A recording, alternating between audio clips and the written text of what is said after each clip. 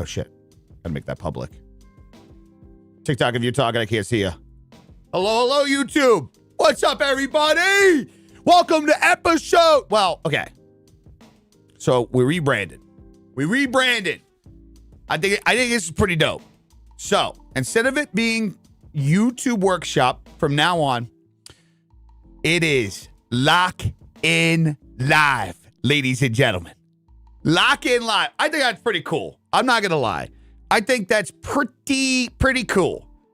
Lock In Live, pretty neat. Anyways, welcome. Today I'm gonna go a little bit more. So we'll probably do some creator. Hold on, I'm missing my TikTok track. There we go. We'll probably do some creator review stuff today. We'll probably actually get some time to do that. I do have a meeting at about 12:30, so about 2.5 hours. I do have a meeting with my developer for my website, so then that way we can lock in some new changes to that. What's up, Randall? Dude, thanks for your 21 months. Appreciate you, brother. Appreciate you. All right, let's get pro chat going. Good morning. Yeah, I wanted to go live a little bit today. We launched episode 1 of Building in Public, which is my new documentation vlog series as I work to move in a direction to build this year. Yeah, to build, to invest, to genuinely invest in myself. How do I pop out the chat again on, how do I pop out the chat again over on TikTok? How do I do that? Fuck, man. I gotta get better at this. We're not doing Instagram today neither. Wait, live chat? Pop out. There we go. Do you think Green App is dying? No, not really. I just think it's something that a lot of us, I think, one, I think they're extremely confused in what they want to do. And two, I think they're just going in a direction that a lot of us don't care to go. All right, there we go. All right, we got chat up now. Guys, thank you. Good morning, boys. Let me try to get pro chat going because the YouTube side is not coming through. Good morning, YT. What's up, AG? What's up, posters? What up, Top? What up, Phantom? What up, Endure? Good morning, boys. Make sure you guys are smashing that like button on YT side. So yeah, again, today, there we go. It's working now. This week, episode 1. By the way, anybody that watched that, what'd you guys think? Episode 1 of Building in Public came out. You get a follow? Sean, welcome to YouTube, brother. Welcome to YouTube. Looking good. Look at the Goopas gooping in here. Also, too, at some point today, we are going to talk about the burnt peanut shit, by the way. Oh my God. How fucking, TikTok. How stupid do you have to be? How stupid do you have to be to actually, like, oh my God. It's forced hate at this point. It's forced hate. Oh my God. If you don't understand the blow up of burnt peanut and you actually believe viewbotting was the result of it, you do not understand any of this, and you should never ever put yourself in any position or any angle as if you know what you're talking about with this. You can sit with your opinions in your head. You can sit with the brain rot of what you don't understand, but never, ever come from an angle of like, hey, I know what I'm talking about. This guy's doing X, Y, Z. You guys are goofy. What Burnt Peanut said yesterday was just absolutely spot on. It's absolutely spot on. What's up, Endure? Dude, we deal with that shit, and we aren't even on a blip on the radar compared to Burnt Peanut. We deal with motherfuckers talking about viewbotting and shit like that. I got some of the lowest numbers I've had on Kick in years. And now these motherfuckers that hate on me are coming out yapping about viewbotting now. Holy shit, brother. The coping mechanism from creators who are envious of other people is absurd. It's insane. It's insane. It doesn't even add up. Goes to show as soon as folks go to a pinnacle society immediately want to. Dude, the hate doesn't add up. His metrics add up completely fine. See, the problem is a lot of individuals, they can't conceptualize the idea that if they don't like something, how do other people like it? And like, dude, it's such fucking brain rot. It is such brain rot. And it's like case in point. I don't understand how people I watch. Oh, that's in the background of the music. I'll watch Burnt Peanut. I can't watch somebody like Kai Cenat. I can't watch somebody like fucking what are the FaZe guys? Ronaldo and Lucy, right? Lucy? Is it Lucy? FaZe Lucy? Well, they're not FaZe anymore. But you guys get what I'm saying. I can't watch that. But like to pretend that anything that anybody does IRL streaming just because I can't watch it is not legitimate. Lacey, thank you. Just to pretend that it's illegitimate just because I can't watch it, that's called ignorance. That's called ignorance. Sorry. But I'm not saying that to be a dickhead. I genuinely don't care. I don't check in on their shit. I don't watch updates on their stuff. When we were doing the brain rot shit, we would react to a couple videos, but that's about it. Yeah. Which is actually interesting with what we're talking about today, because a lot of people don't know that the Burnt Peanut did a brand overhaul, a rebuilding like the character identity. Which is actually kind of ironic that I brought him up and more. Dude, I'm not scripting this shit, by the way. I swear to God. I feel like every episode that we've been doing this lately, we've been like, I'll like hook something and it just seems like it's too good to be true. Thundercat! My God, looking good. I see you on YouTube, baby. My guy. Guys, shout out to Thundercat. This motherfucker, dude, he's been one of my biggest supporters over these last few years. One of my biggest view bots, man.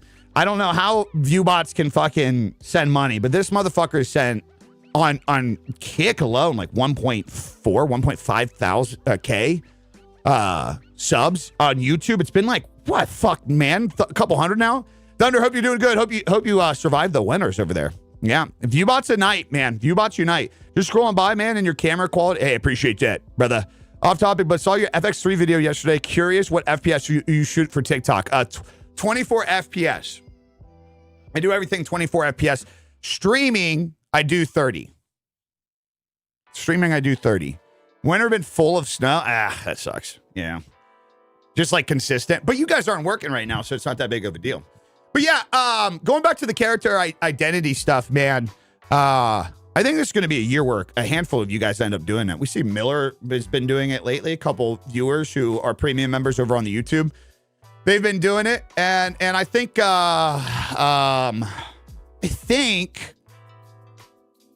it's just healthy every now and then for you guys for people to assess and organize.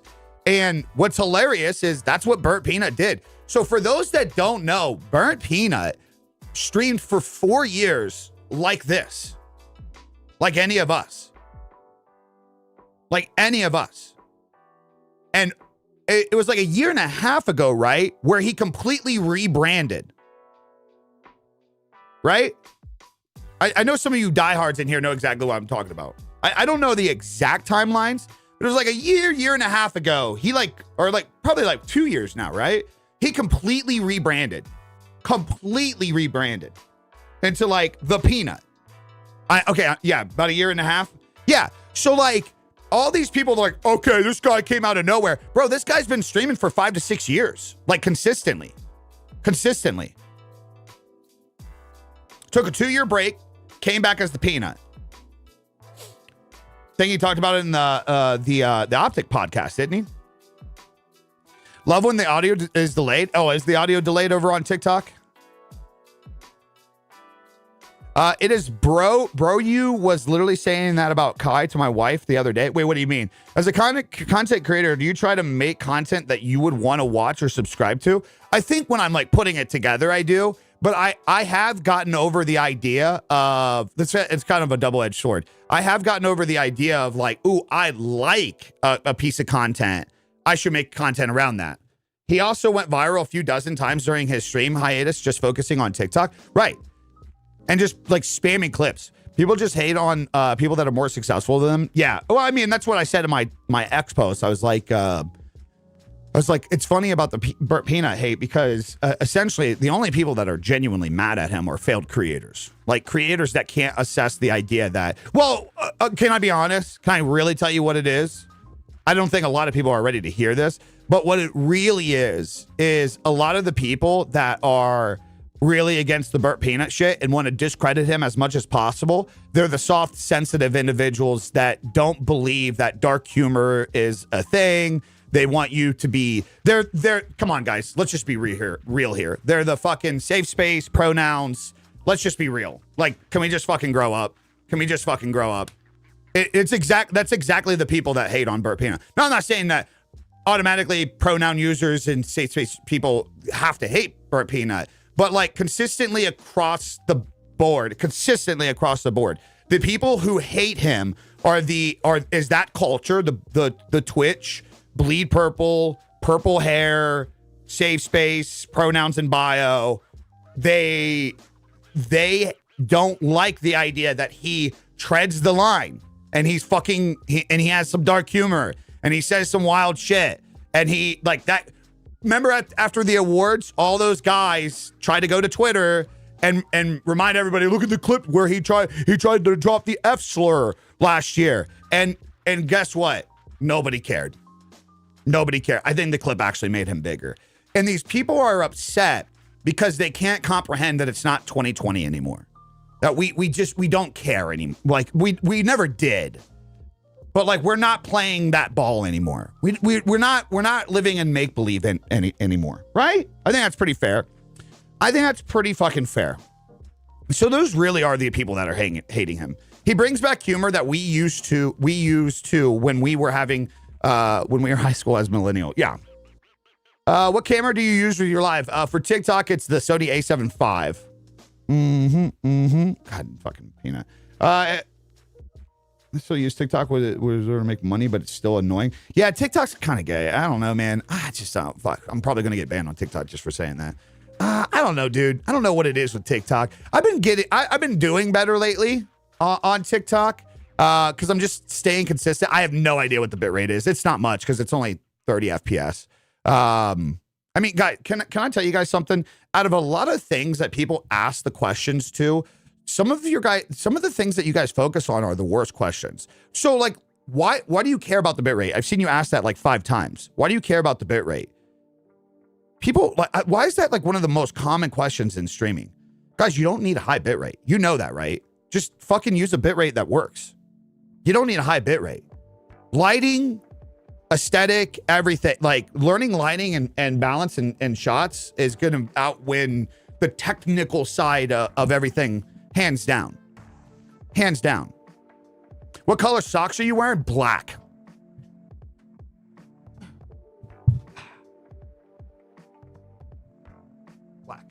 Black socks. Hope that helps. Yeah, I think my bit rate's at like 4,000. Dude, it's always funny the things over the years, like from the techie side of things, when I answer the thing, people are like, oh my God, what? Oh, I get it. Okay, so you're coming from the idea that you're a creative. I got you. Usually, Con, the reason why it's just such a common thing. It is the misunderstanding. Sorry, that if I use better settings, it will help my stream out. That's just not necessarily the case, right? You can fucking stream to 720p, and we're just talking about a potato. We're just talking about potato. It's the most viral thing in the online world right now. You really don't need much. But doesn't that go against the mantra of upcoming smaller streamers? There's no point in going all in if you aren't garnering attention. Well, it depends on the attention that you're getting. I mean, that right there is the big one. I mean, if you want brain dead attention, you can get brain dead attention. It depends on what you want. 100%, brother. Oh, in terms of lighting and camera, well, I think that's just like a more personal, creative thing. Like, okay, great example with this. If you are starting off and you think that you got to learn these things and people will watch you because you learn those things, that's X in the road, right? But if you're starting off and you have 10 years of experience with photography, videography, you got the gear already, why would you not take something in one area where you're passionate about that thing and you apply it over into this other area, which like anybody that has like good lighting, good camera gear, good aesthetics in their streams, most of those people, that's what it is. Like, it is not that I said, hey, I want my shit to look good when I'm live, so I'm going to drop $30,000 on camera equipment. I'm going to do $10,000 setup. I'm going to put all this money into this. I'm going to learn lighting to do all this. It is through the habits in the earlier years of me actually being like getting into videography and photography. And then one day I was like, I'm going to start streaming. Oh, I'm going to fucking take this thing that I like and I'm going to apply it to my area. Does that make sense? But I mean, you like, for up and coming smaller streamers, the idea of like going all in is just super subjective. Like going in all in what? On your look, on your aesthetic. Well, if your personality sucks, like no look or aesthetic's gonna save it. Like, okay, you have this right here. If I was just talking about, hi guys, hi guys. I hope you like me. I hope you like me today. Please support me. Please support. You'd leave so fucking fast. And even still, like, even though you're into this conversation, there's going to be fucking hundreds of people that open up the stream still. And they're like, God, this guy's shit is so fucking stupid. And they're going to click off. Well, rightfully so. They're just not into the content. You know what I mean? Biggie's making fun of me. I fucking make fun of all of us because we're so fucking stupid. The things that we stress about are so fucking dumb.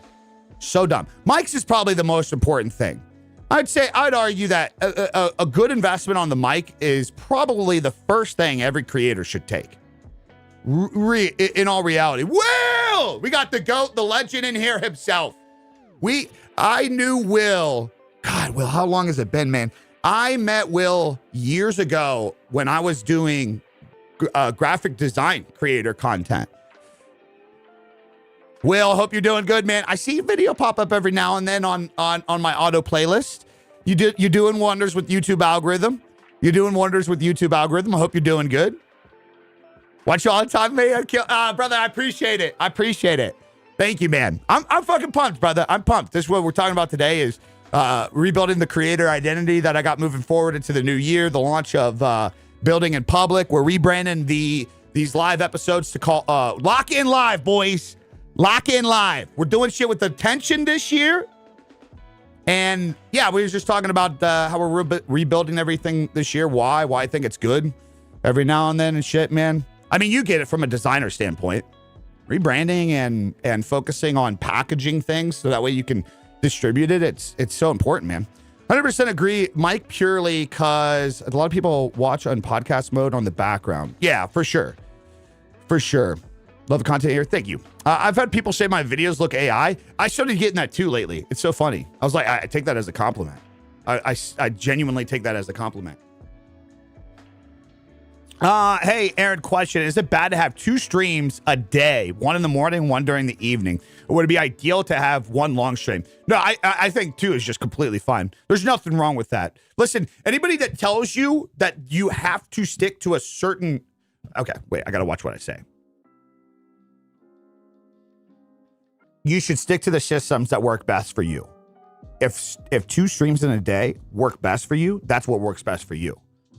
If you can't do one long stream in a day, don't do one long stream. What I would also, though, invite you to say is why do you got to do 2 streams in one day? So if you're doing one stream in the morning, okay, hold on. Let me pause this. So you're probably going to relate with this. There's probably one of those streams that even if they don't perform as well metric-wise, you do better. So that's how it used to be for me. When I used to do split streams back in the day on Twitch, I do morning and evening because of my job. My morning streams were always the best for me. I was amped. I was wired. It's like right now, man. I'm focused. I got a level of energy in me that is unmatched. Evening, I would have to rely on things. I would have to rely on metrics. I had to rely on outside sources to make me feel better, right? See, yeah, and your evening wise, your metrics hit more. And that's natural. People are chilling at night. Also on YouTube performs better live stream wise, especially in Eastern Standard Time in the evening as well. Because you start to get everybody chilling and watching on TVs. However, what I want you to kind of maybe think about is, well, what are you doing output wise in content? So if you're streaming 3 hours in the morning, 3 hours in the evening, but you're only applying like half an hour to content, which is actually what you're really going to do to get a community, why force yourself to have to split 2 streams, and why not work in those off hours? Does that make sense? What about 1 a.m. to 6? Well, that's the big hack that a lot of YouTube streamers are doing right now. People that are streaming late night shifts are getting pushed into these sleep algorithms, and you get ad revenue in it. It's insane. I know creators that are making $5,000, $10,000, $20,000 a month right now from these late night sleep playlists. It's fucking unreal. And they don't have a lot of subscribers.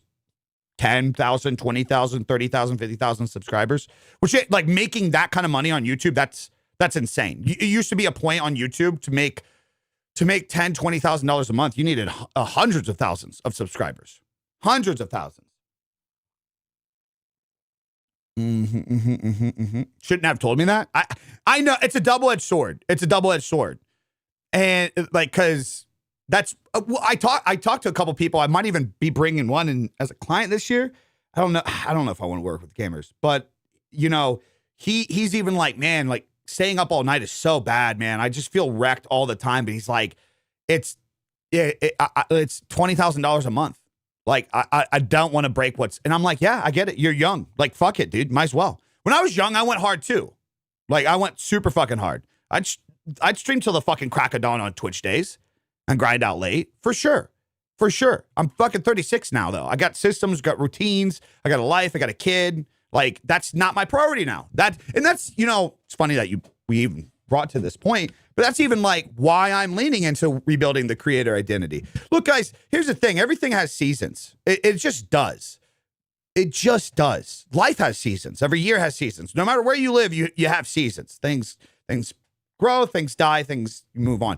And, you know, as a creator, I just feel like I'm in my fall season, man. I feel like I just need to do a better job at talking about the things that I've enjoyed over these years, the experiences that I've learned, and I need to just give back to people that are up and coming or other people out there.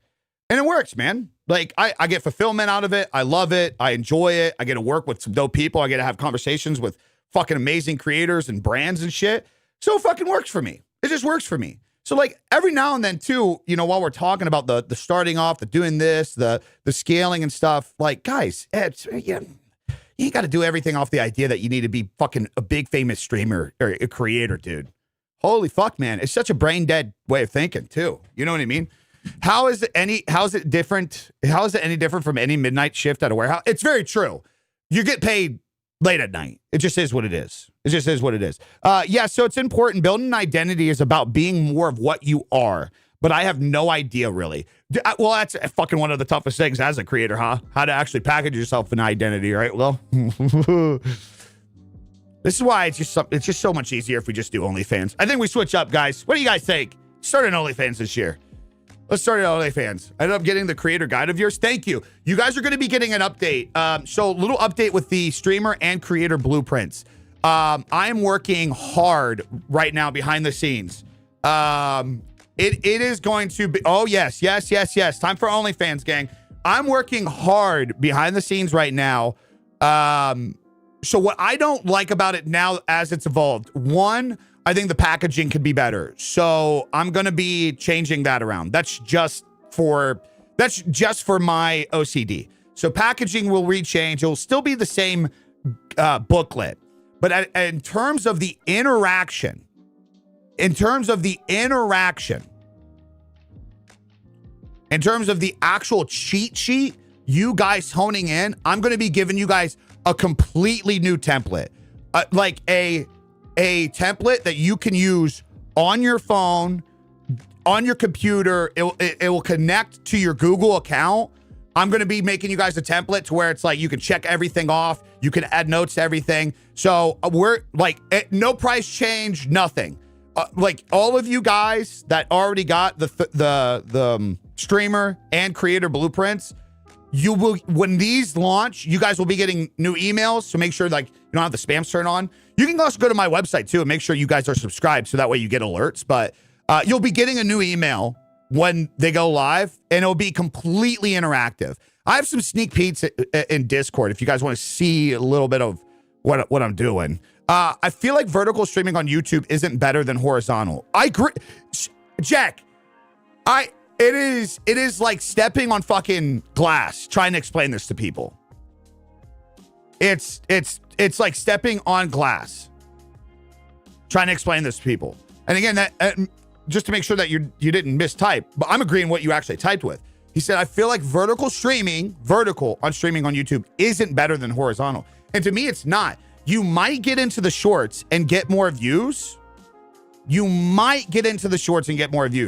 those views do not compare to the views that you get in horizontal. They're not the same. They're not the same. They're just not the same. Not even remotely close. What mic are you using? The EV Electro Voice RE20. There's actually, so this is like a $400 mic or something. There's a $200 version of this, and it's so good. Yeah, I'm doing both right now. I'm doing the dual stream feature. But the problem is some people are just only doing vertical because they're just so honed into like wanting views. It just sucks because I hate cutting my kick pay in half. Oh yeah, well, yeah. I feel that, Jack, but also too, listen, with all due respect to Kick, until they want to do a better job at actually innovating in their tech, I did it. You know what I mean? Like, just complete transparency, contrary to the view botting beliefs. Dude, oh my God, the shit that people just run with is fucking insane. Contrary to the hate beliefs in what I just mentioned in my newest video, building in public. I came to a point where, like, what you were talking about, like right here, you clearly want to multi-stream because you want to like scale. You want to grow your community across multiple platforms. And it looks like you should. You got a verified YouTube page. So obviously you build somewhat of a brand on YouTube, right? And you want to leverage that, right? But you don't want to cut off certain production value, which is where I was. I was like, man, I want to leverage everything. I don't want to only grow on Kick. Like, I learned that lesson on Twitch years ago. I don't only want to grow in one place. So I started fucking multi-streaming in September, August area. Dude, and the pay fucking caps, man. It caps, and I feel like when you multi-stream, you don't get... So, like, they say it cuts in half in multi-streaming, but I don't even feel like you get the best of your potential by multi-streaming. You know what I mean? I just double tapped the screen with my tip. Oh my God, man of the people. What the fuck are you guys not doing that, chat? That's insane. That's insane. How does Kick pay work? Like the hourly pay? Is that what you're talking about? My issue with multi-streaming to YouTube is a horrible delay. Not sure how to fix it. Do you not do the ultra low latency? No one knows how the hourly pay works, which is again, Jack, to your point, I know that you hate. Listen, I'm just going to say something. With all due respect to Kick on this, I think the Kick partner pay is crazy, right? And a lot of people have vouched for this. You cannot, though, just say, well, we pay you enough. Don't worry about how it works. That's not like, come on, man. What are we talking about? What? That's essentially what they do. They say, they're like, if you get good numbers here, it's good money. Just don't even fucking worry about how it works. No, that's not how that works. On YouTube, I can go make video, do XYZ. I can see the CPM. I can see what's driving revenue to it. I can see why it's getting pushed because of the fucking revenue that it's getting. Like, what? No, see, and this is the problem. It's not $10 an hour if you get 100 viewers. It's not. This is the issue that I have, especially as so many people go to talk shit about my brand, and then they try to put me into things that they have no idea what they're talking about. Bro, I'll probably get $10 an hour on Kick averaging 40 viewers. This is the problem. I've started talking to all these creators, and some, like, at around 100 viewers, like a handful of guys where we were all around 100 viewers, everything was vastly different, which shouldn't make any sense. Doesn't make any sense. Because they like, there's no way to figure it out. There's no way to figure it out. And there's some people that I know that have 200 viewers that are getting like fucking $5 an hour.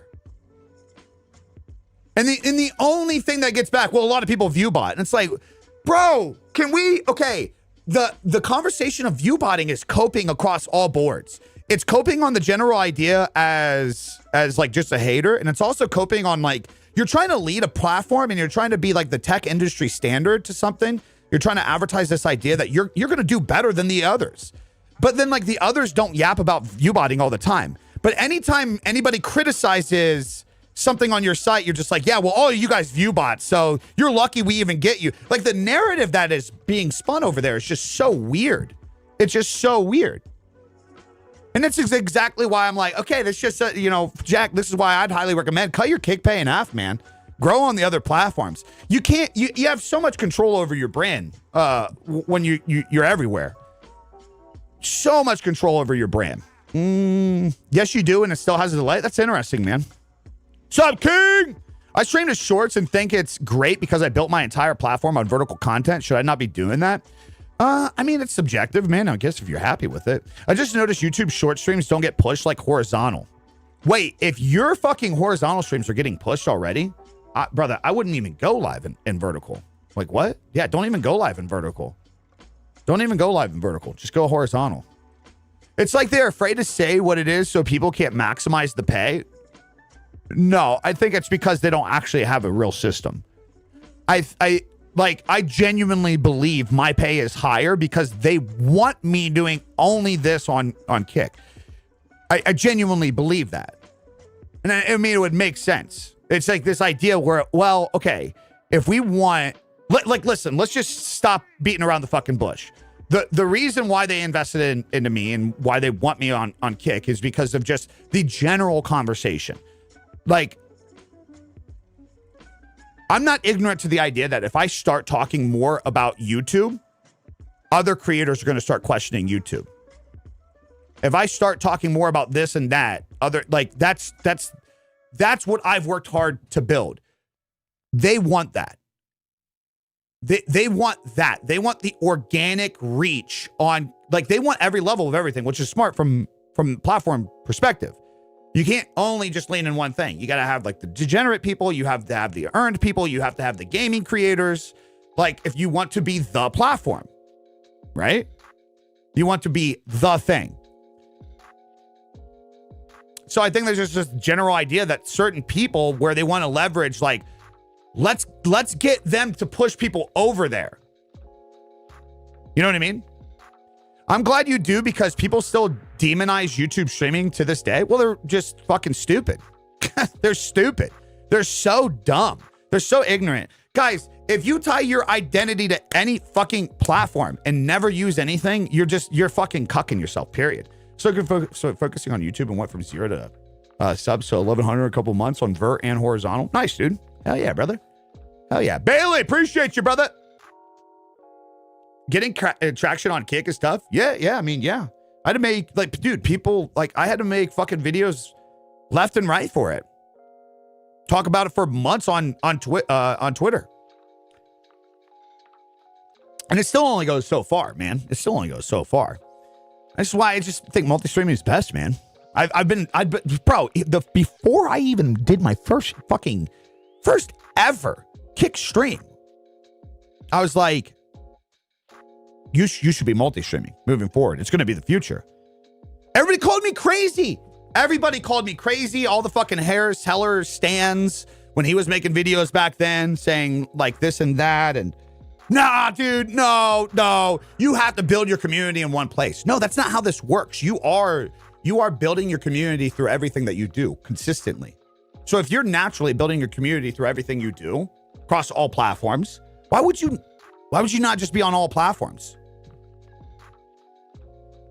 Why would you not just be on all platforms? Why? No, people are getting tired of the idea of trying to say of looking at one platform versus the other on the idea that there's going to be a hook. The reason why people are chilling in TikTok right now is because I haven't mentioned to you guys one time, why don't you come over to YouTube? Because I'm not desperate for it. I haven't mentioned to you guys once. Guys, why don't you come subscribe to my Twitch? Hey, guys, by the way, just a friendly reminder, why don't you guys come subscribe to my Twitch? If you like what I'm saying and you want to fucking find more of me, you're going to go check out the other shit. That's just what you're going to fucking do. This is exactly how, going back to the burnt peanut thing, this is how he's going viral. Because his clips are fucking everywhere. They're hilarious. They're hilarious. They're everywhere. You have grandmas talking about burnt peanut. You have wives talking about burnt peanut. You have kids talking about burnt peanut. You have celebrities. You have bosses, coworkers, people that don't even touch fucking video games in general. People that don't even know what Arc Raiders are sharing clips of burnt peanut. So the idea, like, everybody is searching it. You know what's crazy is that tweet that popped off where the person showed the graph of burnt peanut and was like, nobody is this organic. If any of these fucking morons knew anything about social media tools, tracking and analytics, they could take 1 second, go to a Google trend search and see. It's crazy. It's crazy, guys. The graph on Google matches exactly to his viewership blow up that people are saying isn't legit. You can't fake Google Trends. You can't fake Google Trends. And what I mean by this is, if you guys just go to Google Trends, you can type up anything and you can see the popularity of the results of people flooding to the platform to search up something. And it's to a T. When burnt peanut blew up, everybody was searching the burnt peanut on Google. Everybody. What do you think about Meld Studio? I'm about to switch fully. I'm about to switch fully. Because they just came out with that update where I can send my vertical to TikTok Studio. Right? To TikTok Studio. So there's that update. The only update I need to run by them is my issue is if I want to hear my alerts, they don't have a monitor mute output. So, which I guess that doesn't really matter. We're not like, I only did that shit because it was the traditional, bitch, what's up, baby? I only did that shit because it was the traditional, hey, we stream on Kick. We gotta entice subscriptions and interaction, right?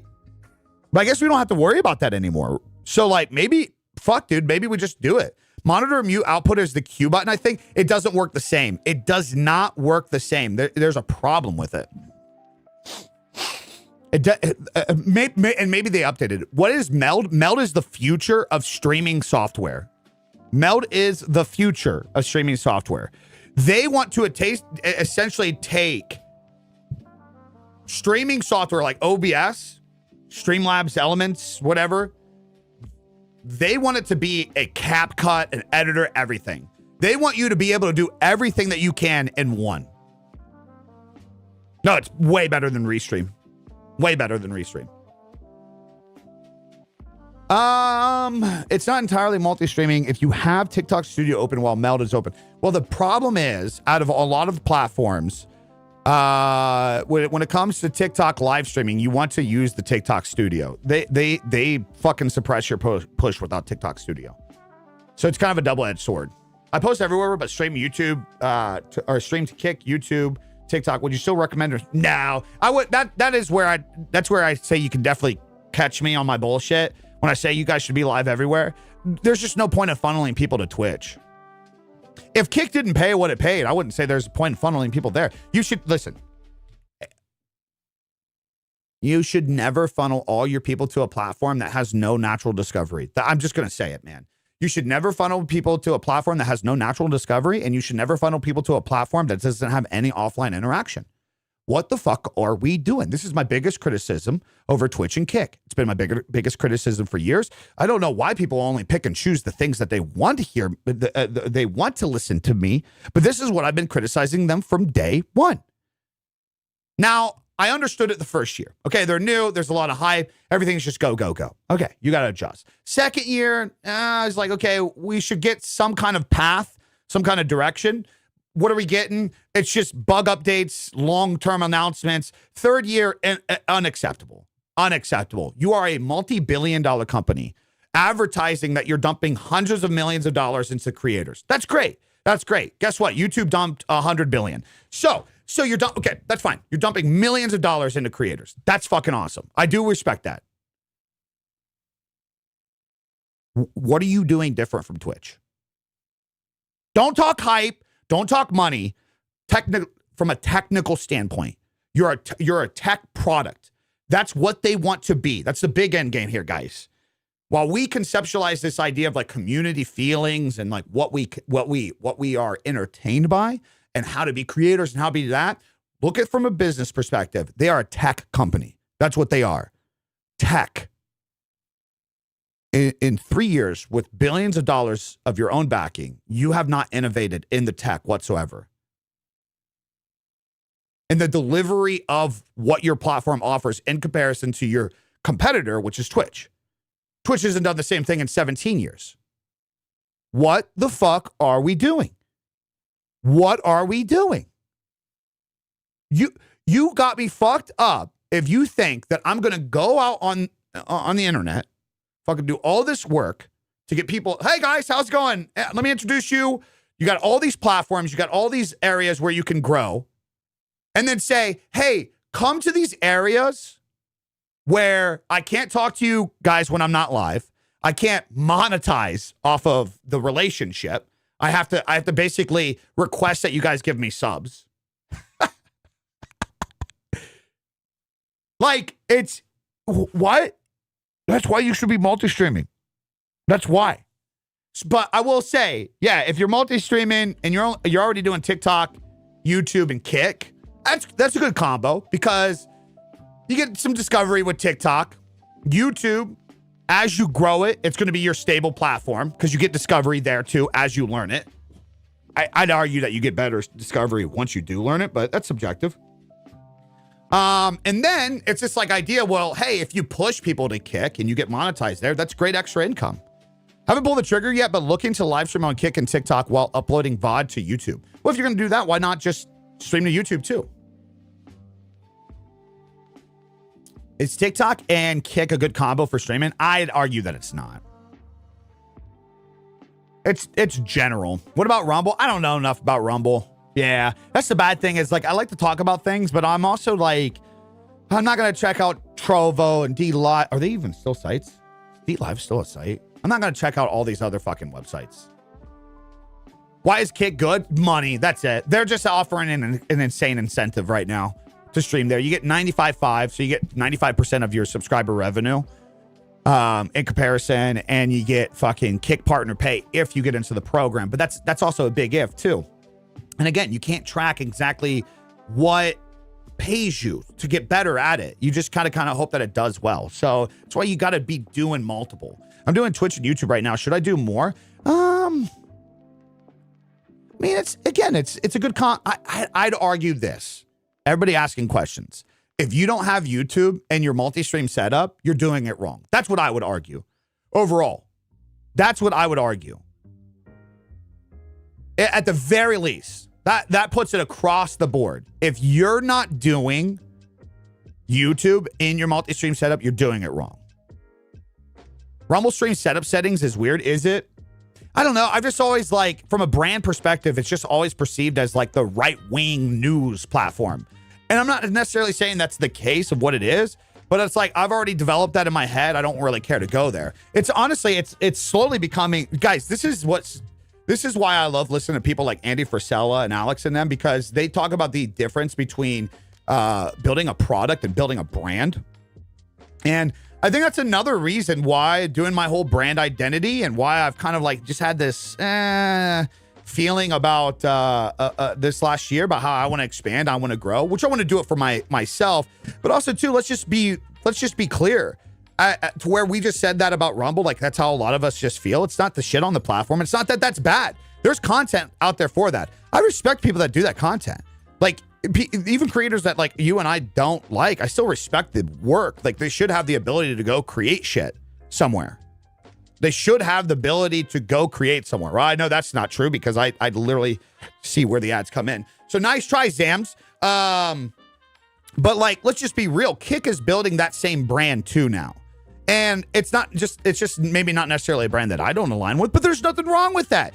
Can we stop fucking doing that shit, man? Okay, whatever. They're building in a direction that I don't really fuck with anymore. They had an opportunity to lean in one way. I like, let's just be real. The brand, okay, the best way to put this the other day, I heard of a conversation between Eddie and Sneeko that like literally spoke volumes. You guys ready for this?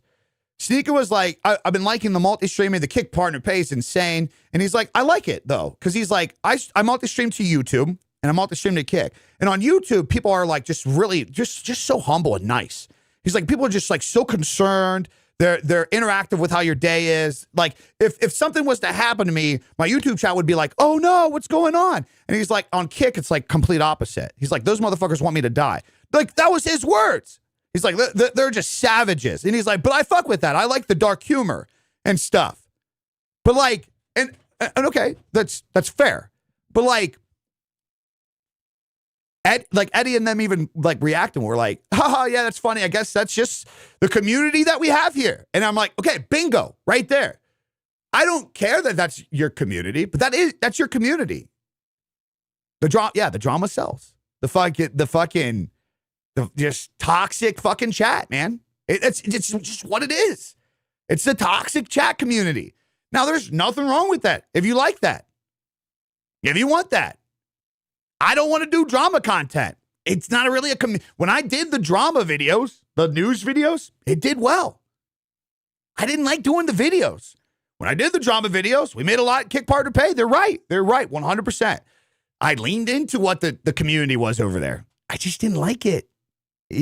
Like as that brand has grown in that direction of being the toxic community, I just don't fuck with it. It just is what it is. Now, can somebody else go have that? Could you guys go have that? Sure. There's nothing wrong with that, man. There's nothing wrong with that. I got some of my gun content creators who are super edgy and like some of my homies that are like super edgy and say fucking wild shit. They do great on Kick and I fucking applaud them for it. It's not where I want to build my direction. I'm not going to be able to help creators there when half the chat is just fucking toxic half the time. Like if I get on the homepage doing what I'm doing right now, it's just going to be a whole bunch of fucking loser kids who look up to like streamers saying cringe, this sucks, go kill yourself type shit. Like dead ass. That's what it's going to be. It's just not me. Some people love that shit. They love chats like that. What if post gaming content on YouTube? Is it still good to stream on YouTube? Yeah, for sure. It's even better. Everybody got an opinion though, E, and theirs is always right. That's very true. Yeah, nobody can have like a different angle. You know what I mean? I mean, dude, yeah, nobody can have a different angle. Like, hey, that can happen over there, but like, it's just not for me. No, that's not how it works. Do you have any advice for someone who is seriously considering rebranding? Like in terms of like logo rebranding or like rebranding the direction of like where you're going? People love to grab pitchforks. Well, also, a lot of people have crab mentality. A lot of people have crab mentality. You guys know what crab mentality is, right? Yeah. As peers around you who would appear to be on your level start to find any success, those people do this in your real life. This is what's sad. People try to fucking grab you back down into the bucket. They try to grab you back down to the bottom with them. What platform is he saying that hates a lot? That they hate? That like the viewership hate? I don't hate Kick. They hate, it's Kick. Yeah. They're a lot of the audience, like the big popular audience, it's very toxic. Should I? Okay. Hold on. You guys are, can I just say something? All right, here's the thing. You guys are asking the wrong question when it comes to multi-streaming. Every one of you guys keep asking, where should I move people to? Should I move people to Kick? Should I move people to Twitch? Where's the right place to move people to? Guys, you have it all wrong. That's not the fucking point, guys. We have to move on from 2020 mentality where it's like, oh God, go fucking upload TikToks and move people, funnel people to somewhere. You have to, through the growing of your brand and your community and your content overall, your content should be a reflection of who you are and the taste of what people would get if they get to know you and want to get to know you. But ultimately, you should never do the shit on the idea of, how do I get you over here? People aren't just some little pawn on your board where you can manipulate them to twist and turn. People only interact, listen, watch, and consume things they fuck with. The reason why people can't understand why Burt Peanut is so fucking huge right now is because he's funny. And boring motherfuckers, lazy creators who had no fucking success, and just sad motherfuckers don't understand why people laugh at his dark jokes. Why people are just fucking giggling over a little peanut on the stream, yelling, goop, goop, goop, goop. Like, they don't get it. It's because we just like dumb fucking content. You can't fucking manipulate shit the way you want to. The viewer gets to decide what they want to see, where they want to go. You should stop asking yourself, you should stop asking, where can you move people? And you should start focusing on, what do you share to bring people in everywhere? That's what you should focus on. How do you create a conversation with people about shit, around shit that you're genuinely into? How do you get people involved into what you like, your hobbies, your interests? How do you show your hobbies and interests in ways to create a conversation? That should 100% be your focus. Because whether it's TikTok, whether it's Instagram, whether it's fucking Facebook, if you do something that a person is like, wow, I really fuck with this. I like the way this person said this. I'm interested in, they will search for you. They will look for you. We got to stop pretending that like everything needs to be an immediate hook, guys. We got to stop pretending that everybody just in here is a fucking dumbass, just robot where you can say, come here, guys, come on over here, sit on daddy's lap. You can't do that. You can't do that. These are viewers with decisions, with personal lives. Everybody in here has their own fucking goddamn problems, guys. Everybody in here hates their jobs. Everybody's got a fucking sister or a brother or a fucking friend that's pissing them off right now. Everybody's going through a financial struggle. Every single person that's in this chat right now has an issue they're going through in their life. Every single person in here also has a hobby. What brings us together? Why are we hanging out here talking? We all clearly love content at some point. We love either photography, we love videography, we love design, we love creating videos. We like creating. It's a creator culture. I took so much pride this morning that when I answered an email to a potential partner this year, they're like, could you introduce what you are? It's like, yeah, I'm a content creator of 10 years who does tech, lifestyle, and works with creators and creatives. It was just so nice to just say, this is what I am, man. This is what I do. This is what I talk about. This is our interest together. So when you're doing something for somebody, you're streaming, you're creating content out there, instead of trying to fucking, come here, sit down. Look at it as, all right, how do I just go live today to where maybe one person will fuck with me? And that one person might come over to everything. And then tomorrow, worry about another new person and another new person. You don't need 50 every fucking day, man. Start small, stay consistent, be yourself. Don't fucking focus on the pulling people around. Holy shit. Sorry to go in on that, man. You got to change it. If you're a KPP on Kick, use at least a percentage of that for PPC. I bet less than 1% currently do. What are you talking about, PP? Instagram and Facebook trials have been massively better than TikTok, nearly every category. I need to lean into Instagram trials more. God, you guys got me fucking hot on that, man. You guys got, yeah, what value can you offer? And like, listen, this is why, like, I'm trying to articulate this year through my Building in Public series on my channel. By the way, guys, everybody that's tuning in, like Scrap and Dur, Mellow, everybody, what do you guys think about the new branding for these streams? Lock in Live. So we were calling these YouTube workshops, but we just traded in Lock in Live. What we think, baby? What we think? Also, too, might be a potential where I might start bringing guests onto these. We'll see. We'll see. Those, it would be less like this, and it would be more, guest conversation. Just stay tuned for that stuff. I'm a lazy creator that will only post 30-second videos and have no business ideas for monetization. Well, at least you acknowledge it. I mean, honestly, there's really nothing wrong with it, brother. If that's the output that you can put out, and it's the output that you can put out, it is what it is. I have 3 editing clients now. Holy fuck. Good, dude. Locking in. Very on brand. Love it, dude. I love it. Yeah, sorry. I just veered off completely in a different direction. Completely in a different direction there. Thanks for doing this. Gave me the push inspiration to actually try multi-stream on YouTube. Absolutely, man. Yeah, guys, that's like the overall in 2026. I mean, it was also like this in 2025. You guys should be adding YouTube to the mix. You guys should be adding YouTube to the mix. Yeah, you need to be adding YouTube to the mix. You're missing out on so much. I want to start streaming tonight. Any first-timer recommendations? Yeah, go live and talk about some shit that you're actually into, and don't go live just thinking that you got to do something to do something. Whoa, what is?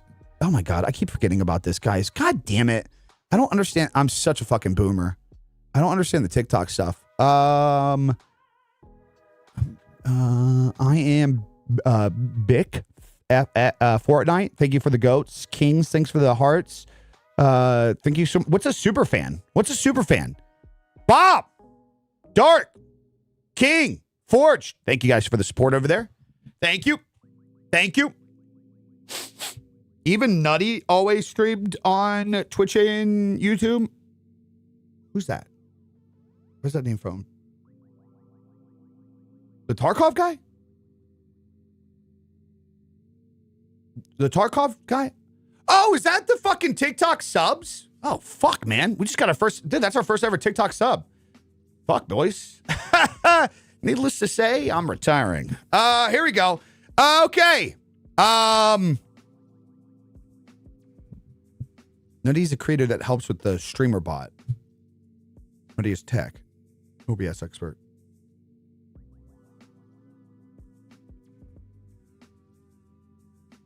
Okay, I went to Google to type in Nutty, and it's, well, YouTube? I went to Google to type in Nutty, and it went Nutty Putty Cave.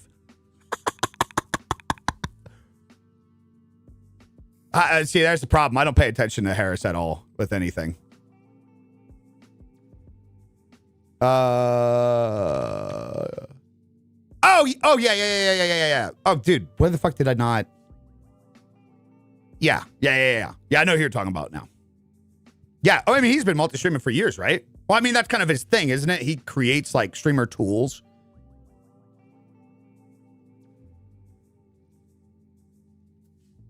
Doesn't he? I think the guy had me blocked at one point. Does he?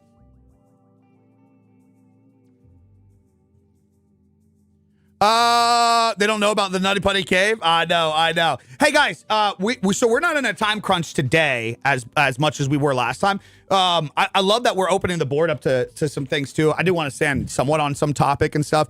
So let me just dive into this real quick. I just want to bring you guys more deeper. You guys can go watch the first episode of Building in Public. It's live on my YouTube channel. If you come to the channel homepage, it is my channel trailer for both subscribers and non-subscribers. So it's the first video. It's a 35-minute video. It is me going to be doing a hopefully weekly series, diving deeper into everything that I'm doing behind the scenes. That's what we were getting ready to talk about. It was killing me. So like for an example, I'm starting to build up a lot of products to help with creators, and I'm trying to focus on like the right things, not the bullshit things. I feel like anybody who has even remotely of a following can say, hey, let me tell you to upload a video this day. And like, of course, that's good advice. But what I really want to package up is like what causes the problem for creators in the first place. And over the last couple months, I've been sprinkling in these questions on social media across the board, asking people, what do you guys feel like hinders the most? Like if I was to ask everybody right now, what do you guys, everybody in here, what do you feel like is the toughest thing for you to be a consistent content creator? The toughest thing. What do you struggle with the most? Now, some people will respond with the extreme stuff like, oh, it's the tech. Well, you're overcomplicating that, right? But the most, right there, the big kids, the main job, right? You know what that all falls under? Getting in the way of myself. Knowing when to change, when to just double down. Yeah. Motivation when the video flops. You know what everything you guys are talking about falls under? Everything. And it doesn't seem like that It's exactly what Danny said. Workflow. Workflow. Burnout falls under workflow. Overthinking, analysis, paralysis, workflow. Everything falls under workflow. And it does. You don't think it does, but it does. Guys, if you are so fucking focused in your system and routine, you don't have time to to create too much pressure in one area. If you have a system that you're adhering to every single day, everything that breaks down into daily, weekly, monthly, quarterly, yearly, if you have big picture things that you actually know you need to do, real systems in place, you don't have time to do the things that you're talking about. And I know it sounds like such a sales pitch fucking perspective when you're not understanding what I mean. Because you're like, okay, you're just telling me I set a system in place and I'll get big. No, that's the problem. You guys are so stressed about getting big that you don't create systems and you just do random shit that you think that just randomly works. You go super hard, overly hard in this one thing, and that's what the other things neglect. When you build a system and you hold yourself accountable, that's where you actually say, fuck, I got to stop the stream because I have to go put out this video today. I said I would do that. Fuck, you know what? Oh, shit, I got to cut these hours short today because I said I would reach out to a brand this week. And the thing that I'm learning more about this space is you take a lot of other spaces. You take a lot of other like online creator worlds.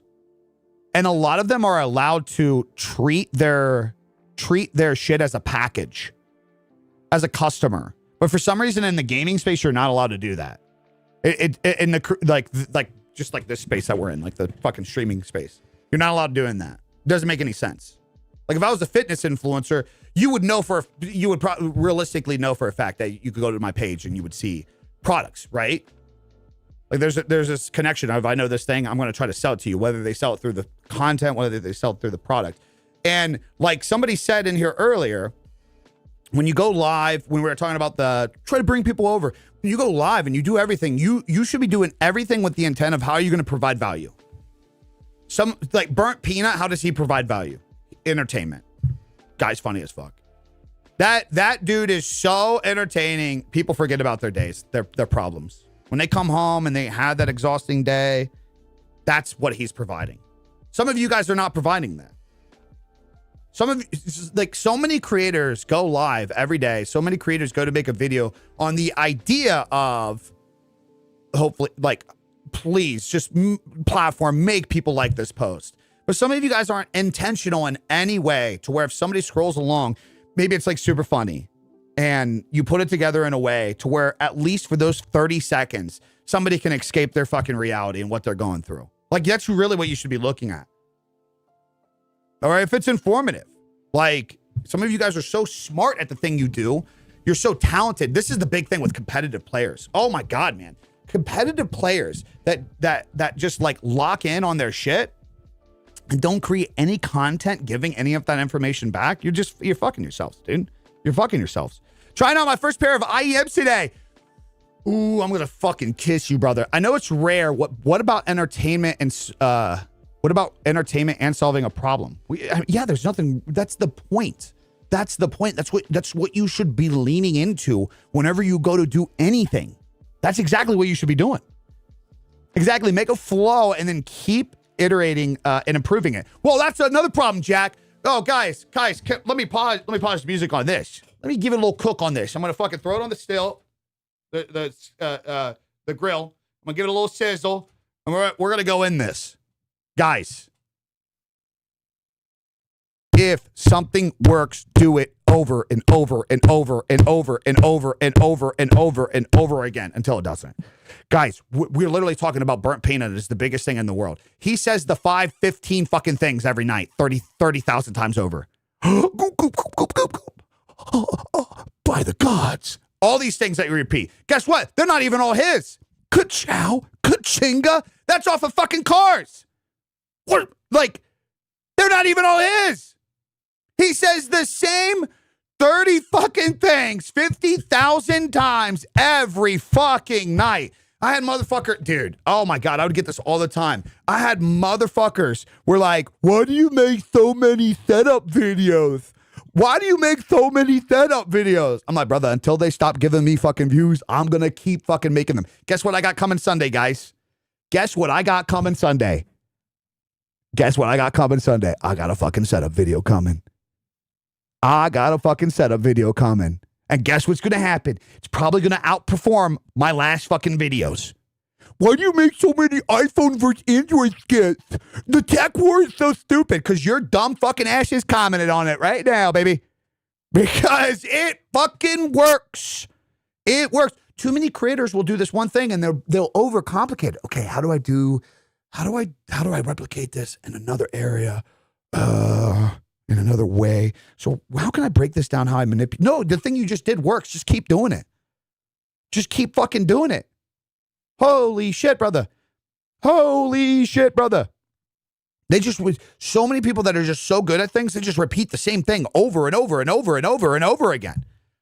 Like even up to, guys, Gary Vee has for years, you gotta double down on content. You gotta double down on content. You gotta go so fucking hard, man. You're not built. You're built for it. You're built. He's been doing the same shit for a decade. Guess what? You still fucking know his name and you still respect his shit. And every now and then you'll still stop and watch the shit.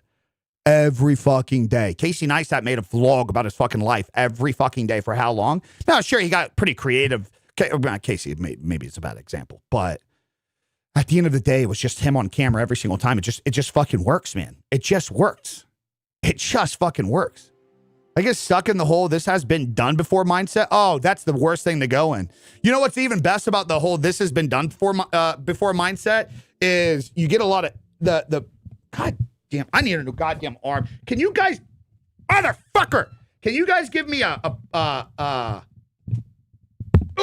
you guys give me a new arm link suggestion? Elgato, I love y'all. This shit sucks, brother. Yeah, no, the funny thing about dude, the funny thing about this has been done before mentality and why that is so fucking stupid is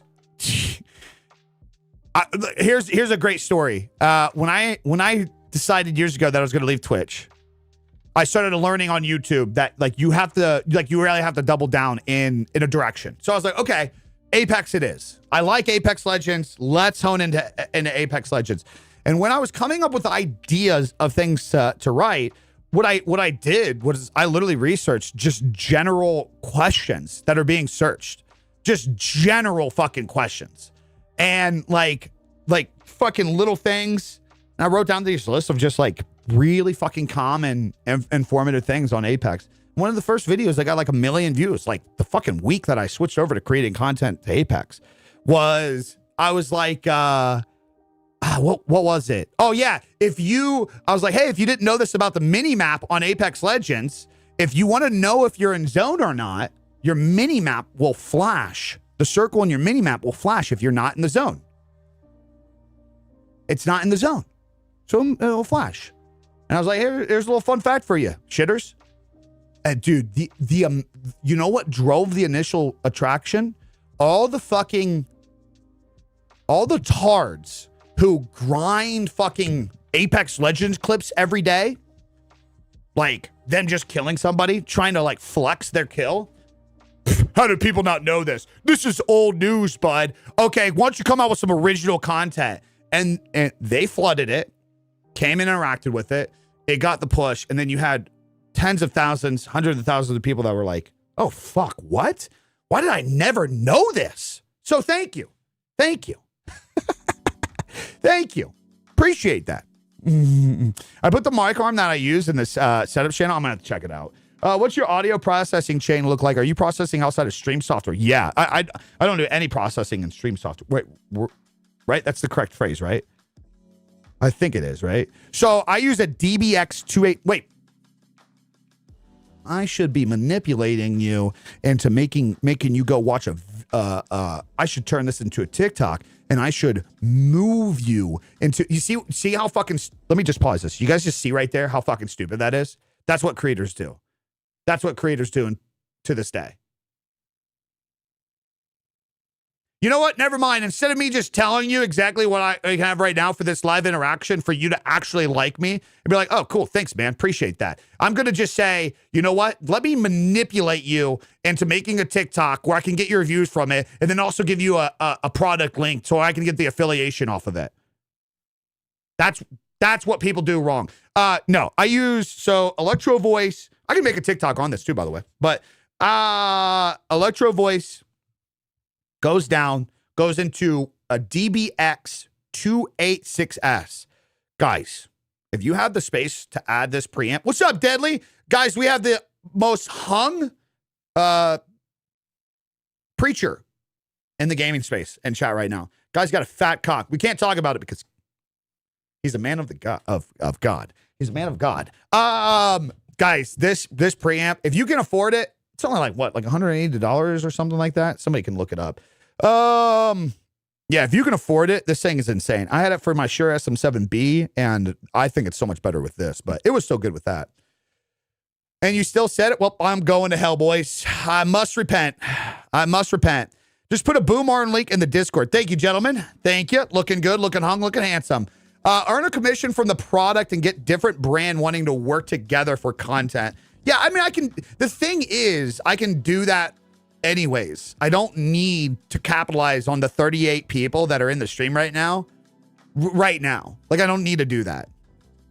I don't need to do that. You know, you get what I'm saying? There's like actively a couple billion people on the internet at any given time. I think it's okay if I lose out on 30 people trying to manipulate the shit, right? Kika's been trashed we're live on YouTube, Shay. I keep putting 404 area. I want to click in the dashboard. I've contacted Strap. Maybe you're banned. They've been around since 2022, still can't get their shit together, and everyone's saving there. Well, I mean, why would you focus on making your tech product actually work all the time? No, Shay, I'm being a smartass. I'm being a smartass. Why would you focus on fixing yourself as a tech product to try to be a leading innovator in the tech space? Like, why would you actually do that when you can just say, hey, we pay a lot of creators and your fucking tech product is still dog shit? Wait, I don't understand the question. What does processing outside of software mean? Okay, so sleeping. So my mic goes into a thing. Is there a way where you can hear it on or off? You can't. I don't know. Like, I don't know if there's, okay. See this? So this is what the mic sounds like. So, and I mean, it's honestly not bad, right? It's not bad. So like, this is like the raw version of the mic. And then this preamp is processing power before it gets into OBS. So with the click of a button, with some settings, it sounds like this. And you all just came. So I'm happy to announce that I'm rebuilding my creator identity this year to be an ASMR streamer. Oh.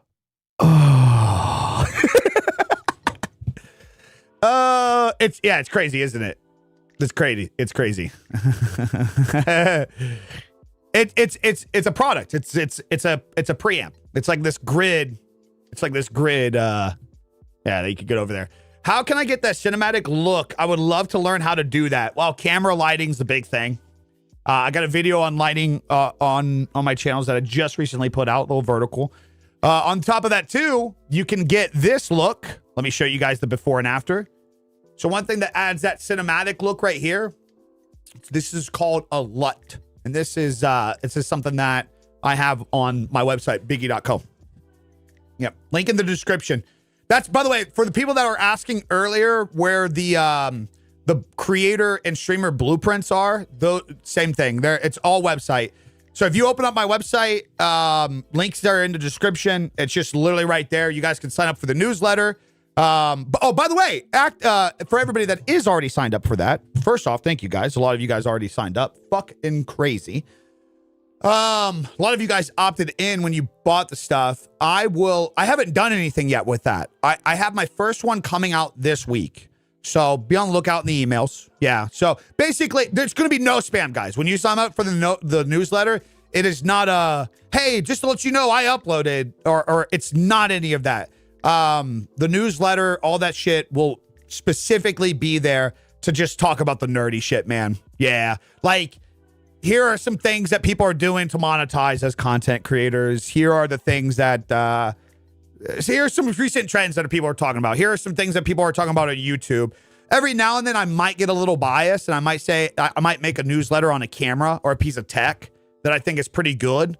I thought about making one on the keyboard, the video that I did, because I just, like, as a streamer, content creator, aesthetic guy, this, like, dude, it just blows my mind how, like, dude, this is just so sick. Mechanical keyboard. So I get the nice little soft keys and stuff. So mechanical keyboard with 3 switches, 3 inputs on the back, to where I can use this between. So this was my dual PC setup keyboard when I had it. Like, it's just so fucking sick. I don't know. I just love it. So maybe every now and then in the newsletter do that. So a LUT, a fancy filter that directs raw data into choosing color values. No, I mean, the only filter that I have on is a Pro Mist filter. Do I have it? Yeah, Pro Mist filter. No, actually, when it comes into the computer, I just opt into the default. Yeah, I just opt into the default. I don't get too crazy with that. Not an ND filter. I use a Pro Mist filter. So the picture profile that you guys see is just S-Cinetone. So it's just Sony's, like, this is a cinematic look picture. No, this is not log. A lot of people think that I do log into the computer and stream, and I don't. There's just no point. When is the new LUT dropping? Jordy, get off my ass. I know. I've been. So if anybody tuning in, I had, okay, so the last LUT pack that I put out was 2022. I had made a LUT pack in 2023. Well, I started it, to be fair. And then I renamed it to 2024 LUT pack. And for 2 years now, I've been using this LUT pack. And I have not put it out there. Hey, at least you know I'm not only doing shit on the idea of trying to milk you guys for money. Yeah, LUT's going to be applied to streams. Yeah, all you got to do is you go to right-click filters and you add a filter and you apply LUT. I know, Jordy, soon. You know what? Here we go. I'm going to make this on a list of my things to do today, guys. This is what we highly advise people to do this year. Start setting LUT packaging. Because that's the only thing I need to do. The LUTs are done. The LUTs are done. The LUTs exist. They're there. I could literally show you every single one of these. Finished 3-year-old package. Shut the fuck up, chat. I could show you every one of those. The LUTs are done. The only thing that I have to do is the packaging. I have to just do like what I did on my website with the previous ones, where I show a before and after, which is not that hard. Yeah, I use OBS now, but I think I'm gonna be switching over to Meld for sure. To Meld for sure. All right, guys. So yeah, that's a little dive. Yeah. So why I'm rebuilding my creator identity for this year? Everything we talked about today, man. I mean, I think you guys can clearly see it, dude. There's no manipulation in this. There's none. There's absolutely none. I like this. This is fun. With me multi-streaming this and me, hello? My audio, my headphones just keep kicking out. Is that doing it for you guys too? Like, is it stuttering out of the audio? Or is that just me? No, it's not. Okay, cool. Cool. All right, back up. What was I just talking about? Yeah, I don't know. With multi-streaming and whatnot. Sorry if I'm going to repeat myself. I just had a brain fart. Yeah, with multi-streaming and whatnot. This is my creator identity rebrand coming into the year in the direction and honing in on my strong suits. Listen, whenever I consult with a customer, with a content creator, a brand, even with product. I've had to do this with brands over the last couple of years, like especially apparel brands. They're like notoriously, they're ones that like struggle so hard on their like target customer. It's like, well, I like going to this and I also like doing this. So I just want to be at, it's like, okay, but what's the problem? Like, who are you trying to really sell to? I encourage a lot of people should do that. Even as streamers, man, you guys, like, you're building a like, you are the product, you're the entertainment. Like, we were just talking about Burnt Peanut. Burnt Peanut did this. Burnt Peanut streamed for years as a normal guy, and then he sat down and he's like, what do I just want to lean in on? Jeez! What's up, baby? Love you, Poppy. Hope you're doing good. And then thus the Burnt Peanut arrived. Like, you guys know that, right? That's how the Burnt Peanut came along. He was a normal streamer for years. Same personality and everything. And then he just took everything and he created a creator identity and he packaged it and switched up. And like, even from a ground level, a lot of you guys should be doing this. If you want to like, move in a direction, want to take something serious. Like, you want to take something serious. You got to every now and then. Yeah, you got it. You got to lock in on where you want to go. You know, so for me, like, this is just the best way to give an example. You guys can see that. I don't like your ear thing. Well, I don't like you. I don't like that I didn't ask you and you still said it. So here we are in a world of things we don't like. And that is called health. That's called being healthy, because the world doesn't revolve around either you or me, because that'd be a problem if it did, because you would be a very large mass. You'd be a large object. Yeah. Be a very large object. So yeah, that's what I'm doing. And I think, like, for anybody that's maybe new in here and anybody that's been watching us for years, I think you guys can tell why this is the direction that I'm going. It's fucking, it just is. This is the brand. This is me. This is us, dude. This is our hobby. This is our conversation. I love talking about this shit. I love talking shop, man. I love chopping it up with other creators. I love talking to other people how we can fucking grow and scale and fuck our, yeah, you said, what camera you're using? Looks beautiful. Sony A7 IV on TikTok.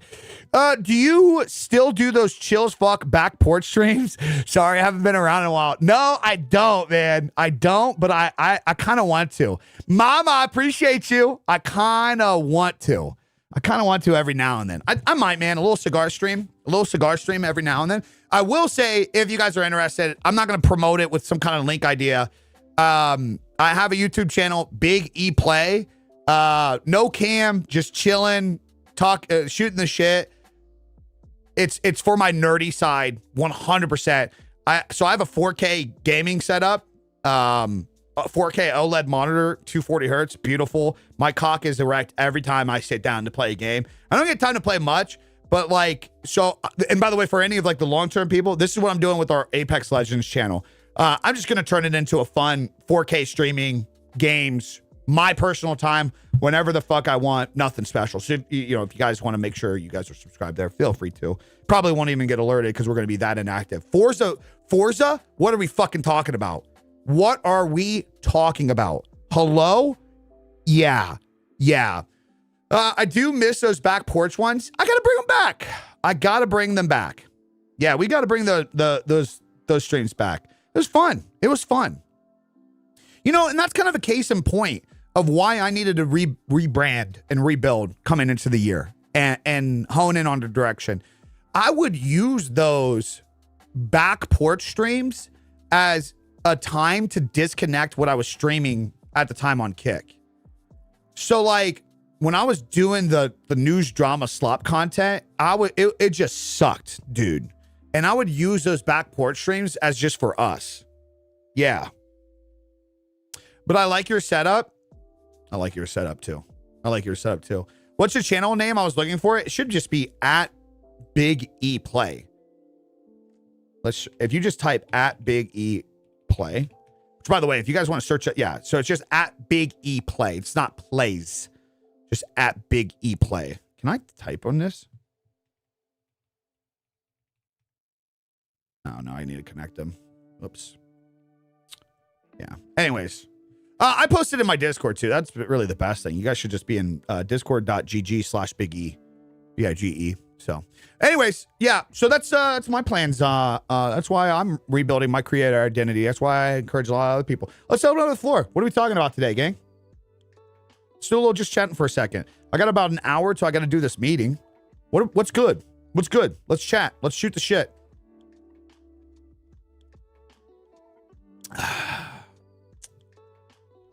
Let's just shoot the shit.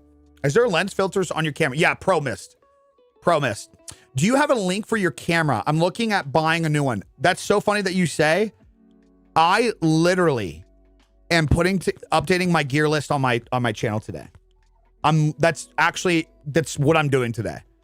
So I'm going to be putting together my camera, my run and gun setup, and I'm going to be updating what I would suggest this year as well. Yeah. Yeah. So, dude, the creator program is awesome. I love having some tangible thing I can hold in my hand that I can look out every day. Helps keep me. Oh, you're talking about my creator blueprint. I thought you were talking about the YouTube creator program. Dude, appreciate it, man. Yeah, you guys are going to be getting an update with that. So that tangible interaction, it's going to be an actual thing now. Like a thing that you can have on your phone and everything. Not something that you like. I mean, you can print it off, but I was just like, dude, we're in the digital age. I need to make this to where you download this and like, as long as you have a Google account, you'll be able to use, it's called Google Sheets. Make sure you guys all have Google Sheets on your phone. But yeah, when you guys download it, boom, you'll be able to access it from your phone, your computer, as long as you're logged into the same account. So that way you can keep yourself organized across the board. Because that's essentially what I do. And that's the whole point of me doing the blueprints and everything that I want to build for you guys is like, I want you guys to understand the structure and system needs the flow. Like it can't be something that dies in one area. That's why for any of you guys that read the blueprint, one of the creator blueprint points is, you should have a system for ideas when creating videos. You should not hold an idea in your head. It should take you 10 to 30 seconds to be able to get to your idea system, where you jot down ideas, where you jot down hooks, title ideas, video ideas. You should, boom, there. It's in your hand. That's how fast you should be able to jot something down or go and check something to see what you get some ideas for the week. Yeah. Yeah. I'm just about to start streaming and just read the streaming blueprint. Have to create systems for uploading shorts day 3 to 5. Wait, what do you mean? Like to kick things in gear? Is that what you mean? Thanks a lot. I've been seeing you all over my tickety talk and has helped me out a lot. Appreciate that. Thank you. Very nice. Very kind. Very nice. Very kind. What's up? Love the videos. Right back at you, big dicks. God, we got a lot of hung handsome people in here today. Across the board. Across the board. Oh, 3 to 5 shorts a day. I mean, yeah, if you are in an area where that makes sense, fuck yeah, dude. Double down on it, man. Double down into it. But also too, don't, guys, the creator and streamer blueprint is not designed to get you to burn out on output. It's actually designed for the opposite. It's designed to make you understand that a lot of people get burned out from putting too much weight on a specific thing. The output, so I'm just making that clear. Like, sure, if you're streaming and shit, that makes sense. Sure, absolutely. Makes complete sense. But, I'll harp at some viewers. Like, if you make more quality stuff, like storytelling or whatever it is you're doing, especially in the creator aspect, I know you can't just pop out that many clips a day. Yeah. But if it's if short form is the big focus and you can adhere to it, I mean, it's bro, there's a reason why so many large creators are like post. Platforms don't punish you for it. That used to be a thing. Platform would punish you for posting more than once a day. Now they encourage it, man. Now they'll fucking push the fuck out of you, man. I should be joining you. I should be posting 3 to 5 times a day too. So I get what you're saying. 2 to 3 a day, no more or less unless I really want to. Yeah, there you go. Yeah. If you're like, yeah, that's about where I am actually. I'll post a couple a day. I'll post a couple a day on average. So last week I was a little bit more busy, so changed up the 5 a little bit. But yeah, a 2 to 3 is pretty healthy to look into. Yeah, been researching over magicians and seeing what they do content wise, and it's helping a ton. Well, that's a problem with a lot of content creators too. You know what I mean, man? It's like people don't research. Now you don't have to copy, you don't have to replicate. But like, I mean, we did this for this. I learned this in the graphic design area, guys. We researched all the time. You always have to have a reference. It is what will build a connection between. Like it bridges that gap between just what, and it just hones you into an area. Like if I would literally say, somebody come along, hey Big E, I want you to design on a logo. Okay, cool. Let's talk shop here. Send me some references. What are you thinking? What's your idea? Tell me about your brand, your direction. What do you do? What are you building? What are you streaming? What are you creating? Give me references. What do you like about these references? What do you dislike? Oh, okay, so I got these 5 to 10 A logos. I really like this. I like the centered. And then when they say, I like this one a lot. And I can see, okay, well, it's centered, it's focused, it's minimal, it's just direct. Boom. So we need to go down that path. It's not sharp. It's not pointy. It's minimal. It's subtle. Okay. That's the direction we need to go. The same thing. I learned that in graphic design years ago. And the same thing can be translated over to content. Like you're a magician creator. And what a lot of creators will do is they'll be like, okay, I like magic. Well, okay. A lot of creators don't like magic, but you get what I'm saying. A lot of creators will be like, okay, I like creating this thing.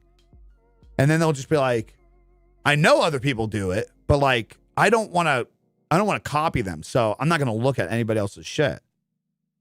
And it's like, what? That's not the point. You can get so much inspiration from seeing what people are doing. Now, again, it is also key to point out. It is key to point out. You gotta just take inspiration. You can't be fucking, you know what I mean? Some people go a little too far with that shit, brother. But like, also it's natural too, man. Like it's gonna happen. Dude, I remember one time, I'll be honest telling this story. I remember one time, I had Jayhawk reach out to me. That's my boy, that's my dog. Jayhawk reached out to me and was like, okay, man, what the fuck?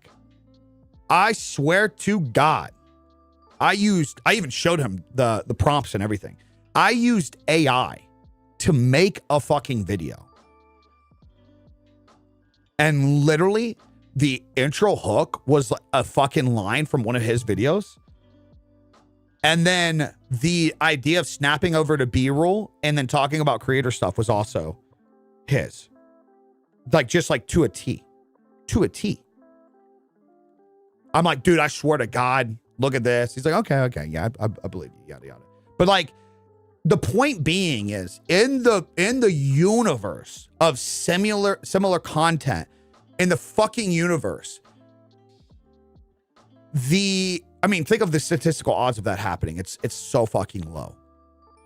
It's so low that in the universe of fucking millions of hours of content produced, of watch time and ideas and things. I mean, you guys got to think of it was a camera video. Like that's all it was. And it was the ZVE1 came out and it was like very creator focused. And like every creator talking about that camera was talking about how it was about creators. Everyone. And it just so happens the universe aligned me to where it was like the first 10 seconds of that video was just like so spot on to exactly what my homie did. You know what I mean? You know what I did? I took the video down and I rewrote it.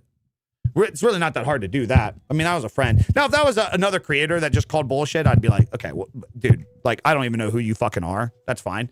But like that, I was like, okay, dude, I totally get how this looks bad. And I took it down and I changed it, you know?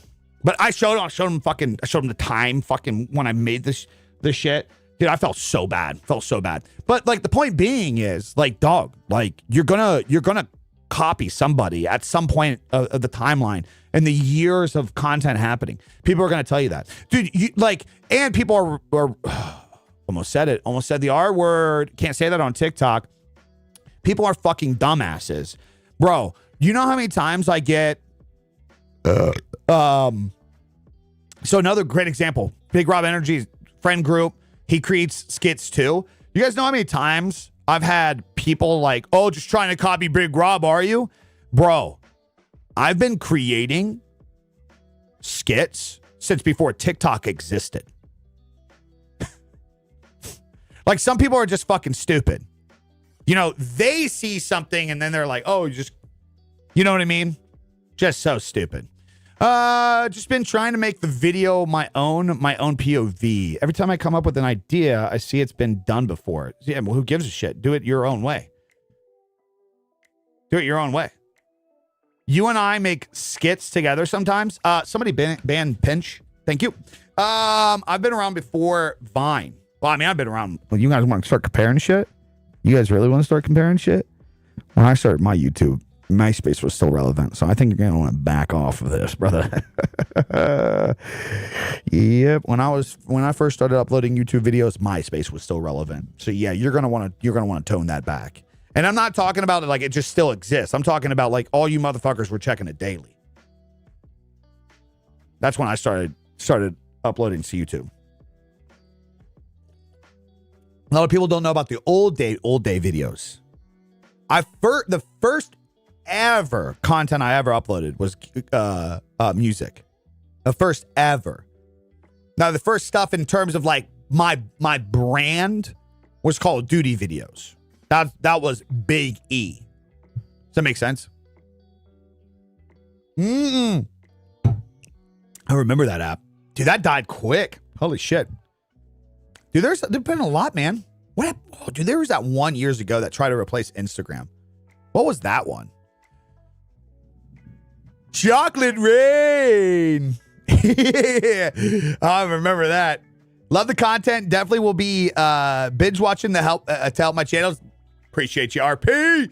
Appreciate you. Make sure you guys are checking the new series on YouTube, even if you don't get time to watch it right now. You go to my YouTube channel, youtube.com/@BigE, or if you just search up @BigE on YouTube, @ BIGE. That's it. If you just search that up on YouTube, you'll see your boy respectfully come up. It doesn't matter if you guys are subscribed or not subscribed. My new the first episode of my new series is smack dab on the page. Thank you guys for the support on that, by the way. That's been awesome to see. That's been awesome to see. I miss it too, man. I miss Vines too. I feel like MERS was the thing for forums. Wait, what was that? What's that? But yeah, dude, I remember the forum days. You guys remember that? You remember like before social media existed, every hobby that you had was a forum? Like back then, before like YouTube was big, the gaming culture was like individual communities inside forums. That's why clans were so big. Yeah. That's why clans were so big in every fucking game. Because every clan had their own forum page. Where you'd like fucking Reddit's essentially. Your own Reddit fucking page. And this is what I argue. This is genuinely what I argue. I think this is where Twitch and Kick go wrong. Yeah. I think this is the biggest thing that's holding Twitch and Kick back from actually being a social media platform. If you have the ability to create your own forums on Twitch or Kick, that'd be huge. I don't know why Twitch doesn't have this. Undead, welcome back to the Dick Soap Club. Looking good, baby. Looking good. I don't know why they don't have it. Doesn't make any sense to me. If anything viral happens, where do you guys go? Somebody's talking about something. You go to the typicals. Especially like Reddit, X, shit like that. Reddit, X. That's where you go to have the offline conversation. You don't go to TikTok to have the offline conversation. I'm talking about the offline conversation, the offline interaction. Where do you go to have that offline interaction outside of a stream? Something happens, you got to see something, you got to respond to something, talk about something going on, blowing up. It's usually sites like X and Reddit. Maybe Facebook now. Facebook's kind of getting pushed into a post. So So I'm genuinely asking. You hear about something. You hear about something blowing up, something happening. You go to TikTok and search it up. I'm not saying you're wrong. TikTok's search engine, like that's what they're leaning into. That's, by the way, while we're talking about it, you guys got to understand that's the ultimate goal. This is why it's so important that we talk about Twitch and Kick being fucking 15 years behind and this concept, because this is the ultimate goal from TikTok, from Instagram, from X, from YouTube, everything. They don't want you going to other sites to learn other things. Okay, no, we're talking about a completely different thing. You're talking about suggested content that's being served to you. We're talking about you hear about something and you have to go research it. Where are you going? Where are you going? You hear about something, you have to go research it. For a long time, for me, it's actually been X. Like, okay, case in point, I know it's fucked up to say, Charlie Kirk got shot. First place I went was X. Boom. Wait, what? What? Search. What the fuck? X, instantly. Google would be high up there with it. But like, inherently, it like, just naturally, human order, you're like, boom, where are people talking about something? X. My algorithm on TikTok just tuned in. No, like, you're not, Dev, you're not, okay, you're completely missing what I'm saying. Take case in point of what I just said. If I tell you to go search up something right now, where are you going? You're not hearing from a buddy. Did you hear that Charlie Kirk just got shot? And you're going to X, or you're going to TikTok, and you're just opening up your TikTok and it's there. Are you going to TikTok to search? You're completely missing what I'm saying. Completely missing what I'm saying. You're not just opening up your phone and there's a magic fucking person that's like, hello, you just heard your friend talk about something. Here it is. Where are the first place that you're searching for something? It might be TikTok. I'm just saying, where's the first place you go to find the thing that somebody in life talks about? And the point being with this is, for years on Twitch, it has always been Reddit and X. That is how the virality has even been there for Twitch. Something happens, you go to Twitch to look at the updates. Shitty update from Twitch, or to X, excuse me. Shitty update from Twitch, you go to X to look it up. Okay, Google is another great point. Google is like the more search optimization. Okay, so you search YouTube, right? But either way, Dev, you don't go to Twitch and Kick to find something, right? You go to the other places because every other website is built in that. My whole thing has been for a long time now, and I sound like a broken record, why Twitch and Kick don't implement forums or blog or something to where you could create narrative and you could create conversation off of stream is beyond me, because then they would essentially have their own discovery. They wouldn't, like all of Twitch and Kick's thing is clip farming, where you go post a whole bunch of fucking clips on everything else and you funnel people over. If you had offline forum on Twitch and Kick, you wouldn't need that, because what you would be able to do is you would be able to make the said post on it, and through search engines like Google, those posts would start to flow up. And naturally, over time, people would just sit there first. After a period of time, if you could just engage and get your information from the place, you just start naturally using it more. This is what TikTok's done over the years. At first, they hooked you in through the virality. They used algorithm for viewers to give you stupid fucking shit, so you just scroll there like a mindless fucking drone. Gosh. And then for creators, they exacerbated your fucking growth. They got you hooked. You made you feel like you were finally fucking doing something through the For You page. Anybody could blow up. Anybody was getting all these followers. Didn't mean as much, but it still made you feel special. So you got addicted to it. Boom, boom, boom, boom, boom. Mix back and forth. Going back and forth all the time. Over time, that's obviously changed. But what did the platform change that was good for them? They made it to where while you're already there as a viewer and a creator, now you can just start searching shit there. Some people, this is why I was saying, I'm not shitting on you for saying if it's TikTok. I was just interested because I know people use TikTok, but I've never actually met somebody. But some people use TikTok for that now. Not only do they grow their scroll their fucking live streams and their content, but they look up recent like things, new things going on. They look up like all the way down to the core. Some people use, I know this sounds crazy, some people are starting to use TikTok and Instagram to look up local places to eat when they're traveling. They're specifically searching these things now because these platforms are building this. They want you doing that there. They want you staying there. They want you searching things there, which is going to be huge, by the way, for creators who create evergreen content this year. Because especially in the short form content, I'll tell you what, if you guys want a life hack in any aspect and area that you're in, if you go look at videos that farmed evergreen for years on YouTube and you turn it into vertical stuff, you're going to do so well this year on TikTok and Instagram and even YouTube. People don't want to watch a 20-minute video anymore on how to change your oil when you can go to fucking TikTok, Instagram, and YouTube Shorts and watch it in 30 seconds. That's the human brain anymore. Right? So this is why I'm so heavy on like you guys should be using a lot of other things outside of TikTok or outside of Twitch and Kick, because Twitch and Kick don't have that, and they're not even on a roadmap to have that. There's no conversation about that whatsoever. Not only would this fix their discovery problem, like this idea that you go there and you have to have an audience somewhere and funnel people over, it would fix that. But it would also make them legitimate competitors into social media interaction, right? They're not competitors right now. They are live stream tech products.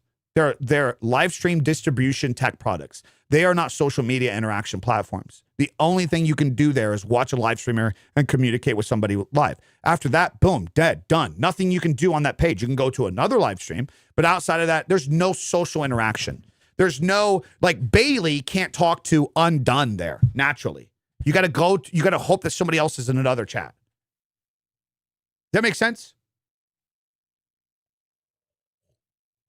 Dude, I love ChatGPT, brother. I live that. ChatGPT and me have I have emotional conversations with ChatGPT. I'll be like, ChatGPT, do you like me?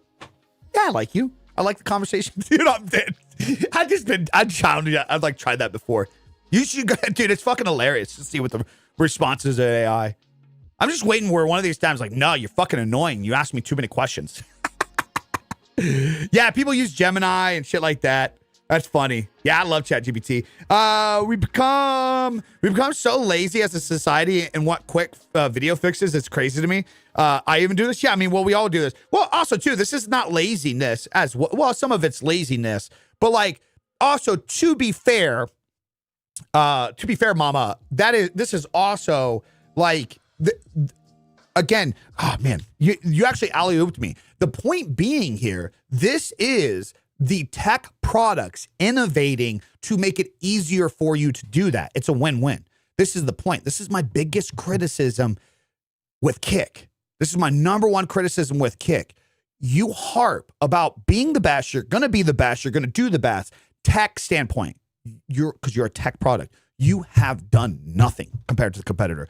You can't just expect everybody to say, okay, we get it. You're backed by gambling. You got a lot of fucking money. So you pay us more there. Okay, cool. You give us more money. As a tech product, what are you doing to make our life easier? Well, we're paying you more, mate. No. I can start an OnlyFans to do that. As a tech product, what you are advertising to be competing in, you're competing in the world of tech. What are you doing to make my time easier as a content creator and a viewer? Both. How are you solving that problem? Oh, you're not. So you are not competing with the big dogs. Optimization of your time. That's what TikTok's doing, Instagram's doing, YouTube's doing, Facebook's doing. Now, the end all be all is X is doing this. They're doing this because they want you on their side as long as possible. Because as your eyes are there and you become a product and you become a viewer and you become ad revenue, it works, right?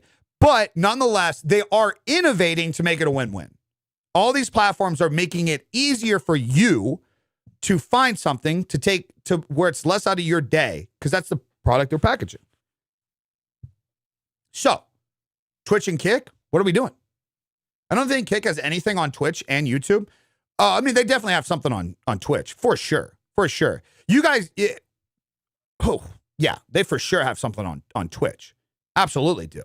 The only thing Twitch has going for them is, I got to make this specifically clear. The only thing Twitch has going for them for a product is people are still manipulated by the fluffy feeling. That's it. That's all that Twitch has going for it. You think it's a good place to be. They did an amazing job at branding and marketing that platform. It's like, oh, guys, it's the streamer community. It's the streamer community. Alex, your audio and video is out of sync, friend. May be distracting for your audience. I've seen you say this a couple times, Alex. I've been live for an hour and 50 minutes, and it has not bothered anybody until you said something. Yeah. So I don't know. Maybe it's a you thing. Maybe nobody else really cares. I don't know. But I'm hanging out, man. So would you recommend Kick over Twitch? Hands down. Well, I mean, in terms of like those physical products in comparison to each other, yes. But I mean, YouTube is king over all of them. Yeah.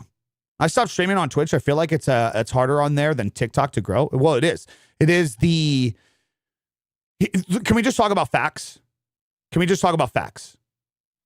Here's the facts. Regardless of your feelings, regardless of somebody you like, Twitch is one of the faster descaling growth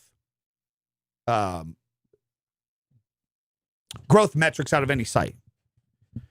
Over the last X amount of years, they are losing viewers on average. They're losing people on average faster than any other site. They're losing to competitors faster than anything else. That's a fact. They're losing people left and right. That's a fact. That is a fact. God damn it. I can't remember what made me... Sorry, I read something else. Twitch over... I can't remember why I was doing this. I just had a brain fart. Why was I even going into this? Facts about Twitch. I need the angle that I was going in on it. Holy shit. Brain fart.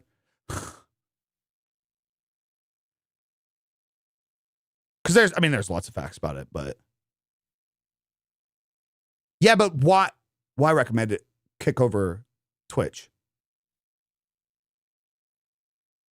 Oh, people with their feelings about Twitch. Yeah. The blinded feelings. Okay, so facts about Twitch.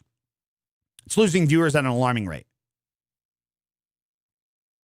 The more that happens, what the platform is seeing is only a smaller targeted group of streamers are becoming successful. So, like, let me just share with you guys stats that are real. In 2020, we were making comparisons that if you were the top 2% on Twitch, you were averaging 40 viewers or more. And these creators could, on average, generate, 1,000 plus revenue a month. In just 5 years, that's gone down to like 0.5%. From 2% of the platform had a decent following or a decent viewership, like an okay viewership to like generate like $1,000 a month in revenue. Currently, where we stand in 2026, 0.5% of Twitch are reported to earn $1,000 or more a month, meaning 99.5% of Twitch earn less than $1,000 a month. I don't know if you guys know basic math, but that's $12,000 a year. That's not. So not only are the viewers going down, the potential success of creators is going down with it, meaning the majority of the metrics that even exist on the platform are coming from a smaller and smaller and smaller and smaller percentage. Less people are having genuine success there. This is just fact. This is fact. In that amount of time, ad distribution has gone up.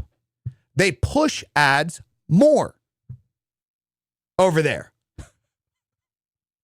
So as you lose viewership, they force ads more, making the experience worse. Here's another fact. In the comparison of all platforms, it is one of the worst cuts for creators. And it requires some of the most work as a creator. Meaning, out of TikTok and YouTube and Instagram and Facebook and X, you are required to grow an audience on Twitch. You are required to do more for less than any of the other platforms. You're required to do more to earn less. than any other platform. These are facts. These aren't, we're moving out of opinions and fluff. And then here's the real shit kicker. All while this is happening, you are streaming to the platform with the most streamers out of any other platform. It's not even close. Biggie, what do you mean by that? Meaning for per one viewer ratio on Twitch, for one streamer on Twitch, the amount of viewers is astronomically bad. It is, people will tell you it's Kick. Yeah, well, Kick, there's more streamers, there are viewers. It's not even close. It's not even close. Let's look up the recent metrics here, shall we? These are actual metrics. And maybe it's changed, but before it was insane. It was insane before. So let me do the math here. We'll get you actual numbers. I'm gonna do Kick. I'm gonna do Twitch. I'm gonna do YouTube, and I can't wait to see you guys' fucking face.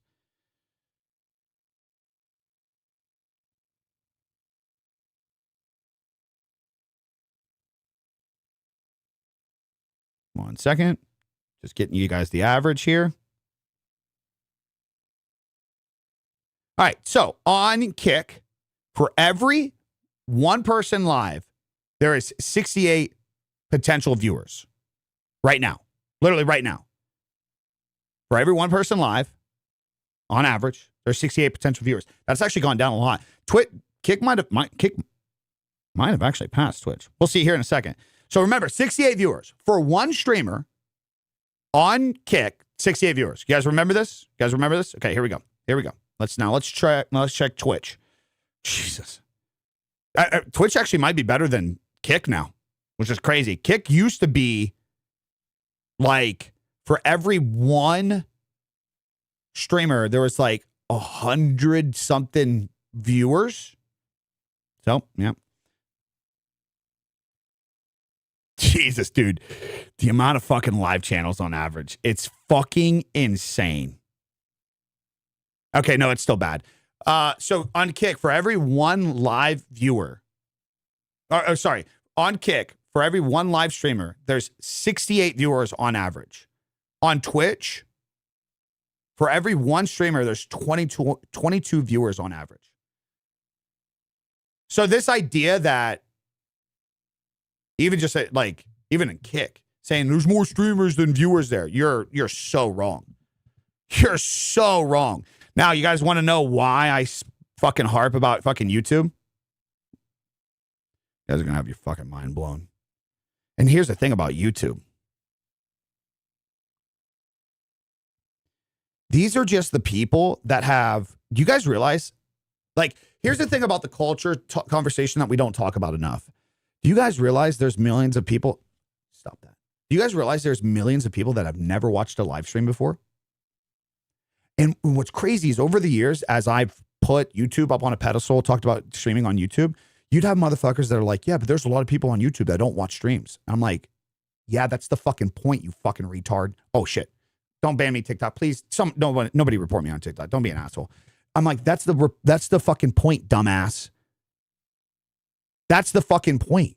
Why do you want to constantly be streaming to the place where only the same people watch the same streams over and over again? You don't want that. You don't want that. So let's break down YouTube here, shall we? So on YouTube, oh my God. So on Kick, the average for every streamer, there's 68 viewers. On Twitch, for every streamer, there's 22 viewers.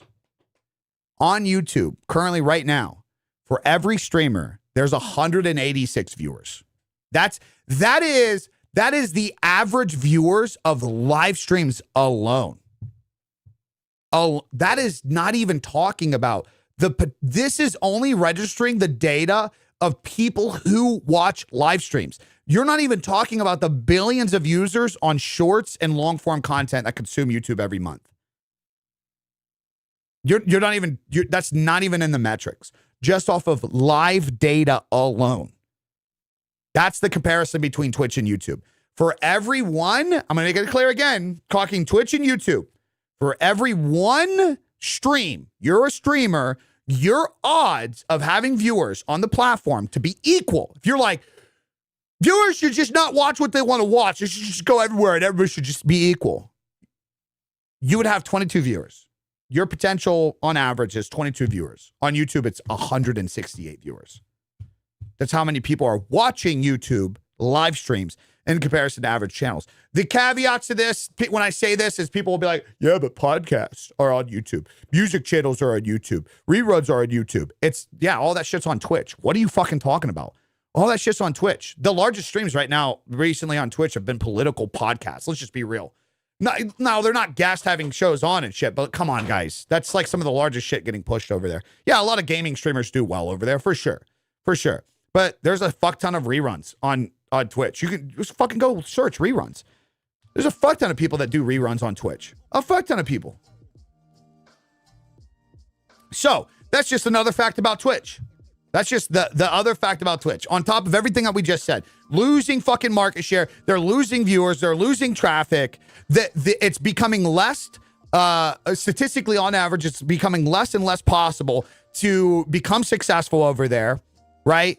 The target fucking growth is becoming narrower and narrower and narrower. The same 20 to 30 fucking people are sharing all the views on the fucking platform. And you're not included in that. You're not going to be included in that because there's no discovery there. So all while that's happening,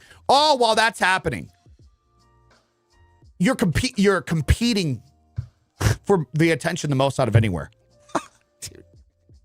What a dog shit platform. What a dog shit platform. Well, I would love to give you TikTok metrics, but they don't share enough. All we have on TikTok metrics from the ability that I can see is just general overall market share, like distribution. Who's showing what? TikTok Live is the second largest streaming platform in the world right now, technically speaking. But I don't know that data. Well, yeah, and it doesn't surprise me because, guys, let's be real. A lot of TikTok's inflated like a motherfucker. But that's okay. Who cares? The people that only stress about the inflation of stuff just cope. They're just coping with shit. Like, you, dude, if you're only stressed about that, you're like, that's why I can't say when Eddie talks about like like his response to like the view botting stuff. Like, just don't even talk about it. Like, just don't even talk about the botting then. If you're not going to fix it, if you're not going to find problems, I don't even care about the view botting problem on Kick. I care about the spam botting problem. Fix your shit, man. Fix that shit. But like, dude, just don't even talk about the botting. Just don't even talk about it. Because you don't make your product look better by just, if the constant conversation is, everybody else is botting, everybody else has botting issues. I'm just, come on, man, stop. Well, he's not lying with that. Everybody does have botting problems. But the thing is, they don't talk about it. Because the longer you do it, it just, oh, Jesus Christ. It just become a problem. Hell yeah, brother. I think if TikTok brought over some things that Twitch does, like channel points, it would be awesome. It would be awesome for your emotions, but it wouldn't do anything for actually growing brands. Nobody ever... when's the last time you've ever followed a creator? Because you're like, dude, your channel points have got me. I don't really care about your quality, your interaction, what you talk about, or anything.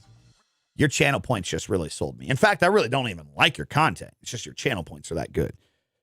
You get what? This was always a big thing on YouTube. So many people on YouTube, when we were talking about the Twitch versus YouTube days, when I left Twitch for YouTube, people would be like, yeah, but I would love to stream on YouTube. I'd love to take advantage of the billions of active users and the fact that I could just tag and title my video, my live stream correctly and get distributed to tens of thousands of people. I'd love to do all that, but I don't have channel points. And that's how I grow my community. No, you don't. That channel points doesn't grow your community. It's an interaction between you and your community. And like, no offense to anybody. And by the way, Mama, I'm not going in on you on this. You're just like, oh, it'd be nice to see this here. There's literally creators that don't use platforms because they don't have channel points.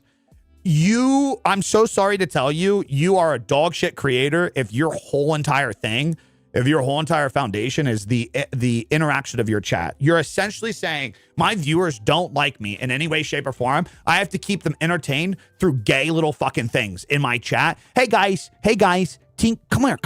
Just stay here. Just pay attention to me. Pay attention to me. Because like, that's the only way that you'll stay here, is if I give you something to do, like a little fucking cat playing with a ball of yarn. That's essentially what you're, guys, that's essentially what you're saying. By you saying that you can't go to another platform because it doesn't have channel points, it doesn't have this thing to keep people in my chat just doing shit, that's what you're saying. You devalue the time that people are giving you, and you just want to manipulate it in a way to keep them engaged and entertained without you actually doing anything.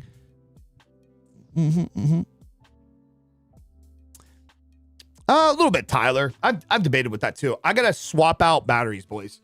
My FX3 battery is gonna die. I know. I have all this shit and I don't have a fucking dummy battery. I know. I know.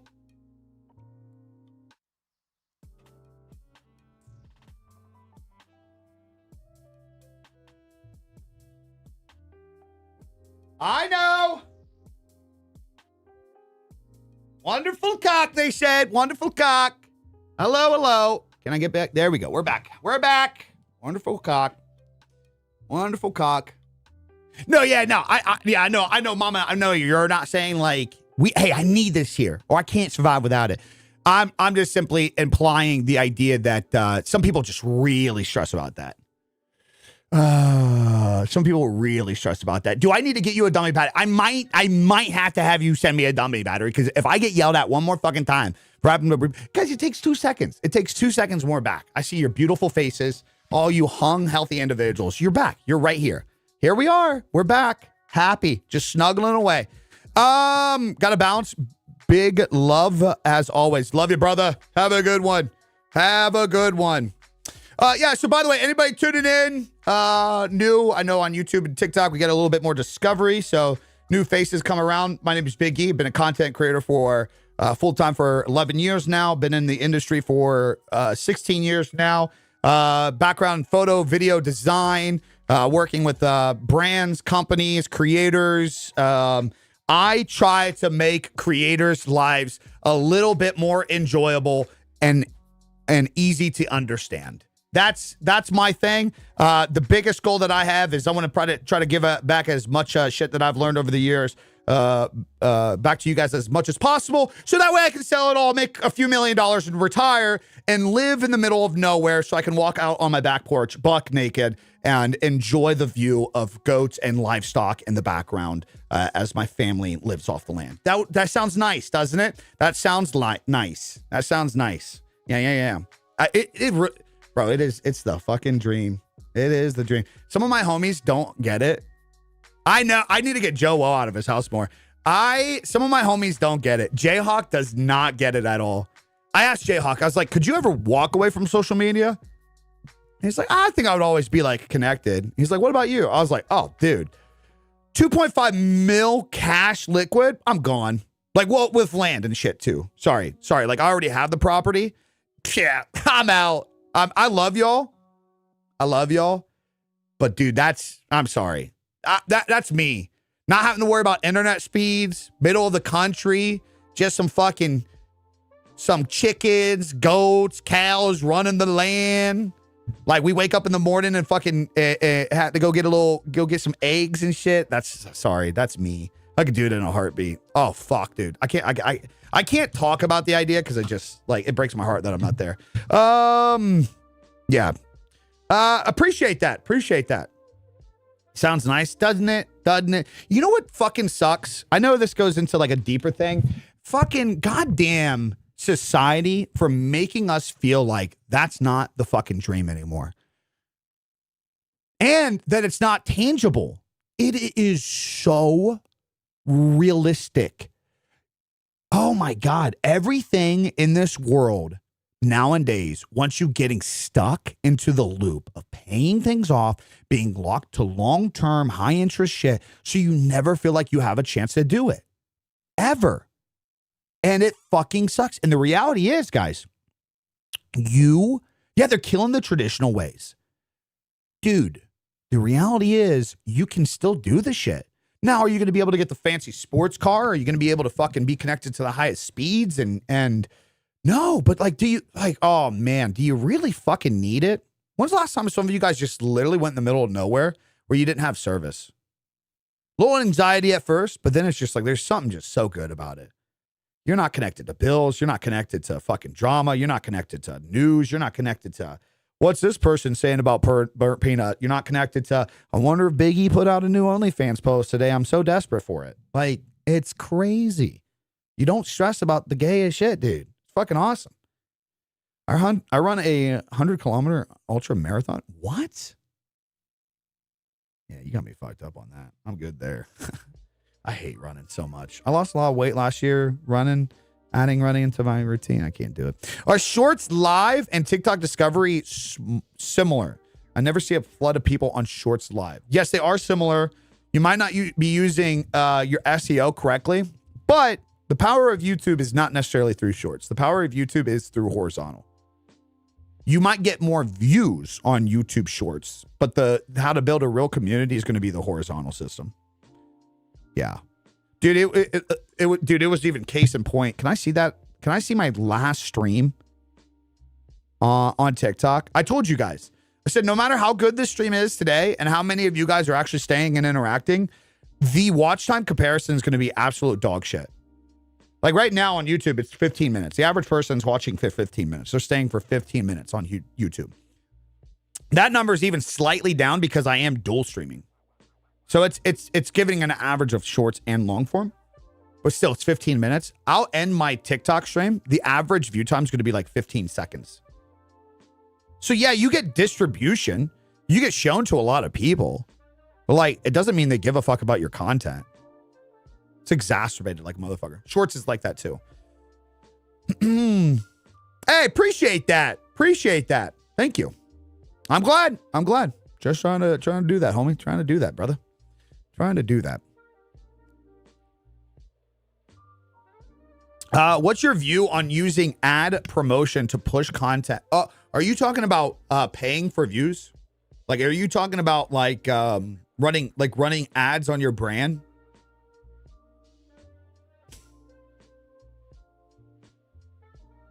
Is that what you're talking about?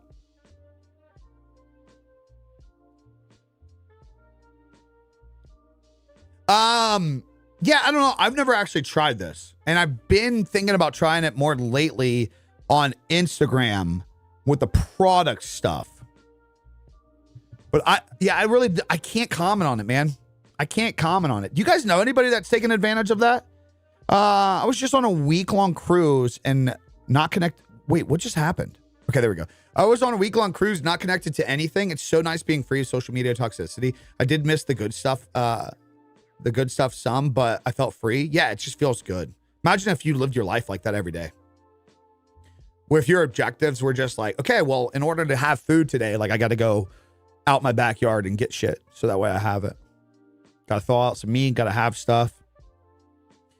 And like the idea of just paying bills, like the bills that you have left was like, okay, well, I'll just take my services and what I can contribute to society. I'll go make some money off of it, and that'll hold me down.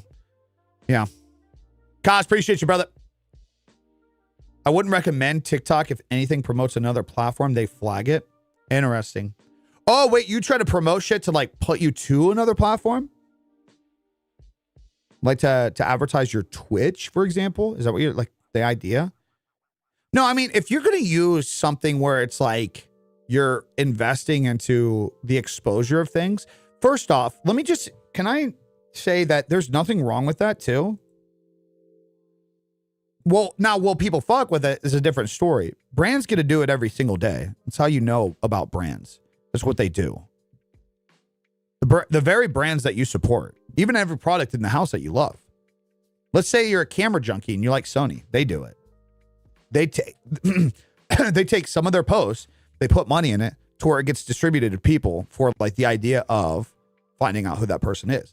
So I don't think there's like if you're asking me if I think there's anything wrong with you paying to advertise your face, no. But don't do it on the idea of views. Do it on the idea of distribution. Like you would want to do it based on the idea like you do something special, so you want to advertise that thing. Like if I took advantage of it, I would do it on the idea of like letting people know that I have like creator related products to help content creators. But I'm not doing it yet because they're not in the final form. You know what I mean? Sounds good, Melissa. Appreciate you being here. They're not done yet. Like I'd probably say once I give you guys the new blueprint systems that I'm working on right now, which everybody that purchased the current ones, you guys will get the new ones. It'll just be in your email and you'll download the new ones. And you'll like these so much more. And you'll be able to, like, if you want, you'll be able to go through and put, like, if you're already like 2 weeks in, 3 weeks in, and you've been collecting data on stuff, you'll be able to just re-input it into the new one and you'll be fine. But this one will be like a tangible thing where it's like, if you have Google Sheets, you'll be able to you'll be able to download the blueprint, the cheat sheet onto your phone, and you'll have access to that every day so you can stay organized. Once I put it in the final form, maybe I'll try advertising. But yeah, that's about the only thing that I use it for. I wouldn't use advertising as like an idea of like, I hope this post does well by doing it. Does that make sense? Brands do it all the time, man. Meta PC's blowing up with shit, man. Holy shit. Your setup's wild. Looks hella clean. What's your setup? Appreciate that. Wait, what do you mean? What's the setup? I mean, got a lot of shit in here. Like, there's a guitar back there. There's a skateboard right there. Our sex drawer is probably right about there. So, like, what's part of the setup you want to know? How do we get it? It's links in bio on my website. Just right there. Boom. Bige.co. Bige.co. You create content yeah, I've been full-time in this shit for 11 years. It's one thing I try to, like, it's respectful. I got a comment literally the other day where somebody's like, you said last year you had some life-changing months, but I don't understand it because you only get X amount of views here and there and there. I'm like, yeah, well, it's because you don't understand the big game. And this is where a lot of creators go wrong, man. So where a lot of creators go wrong, man.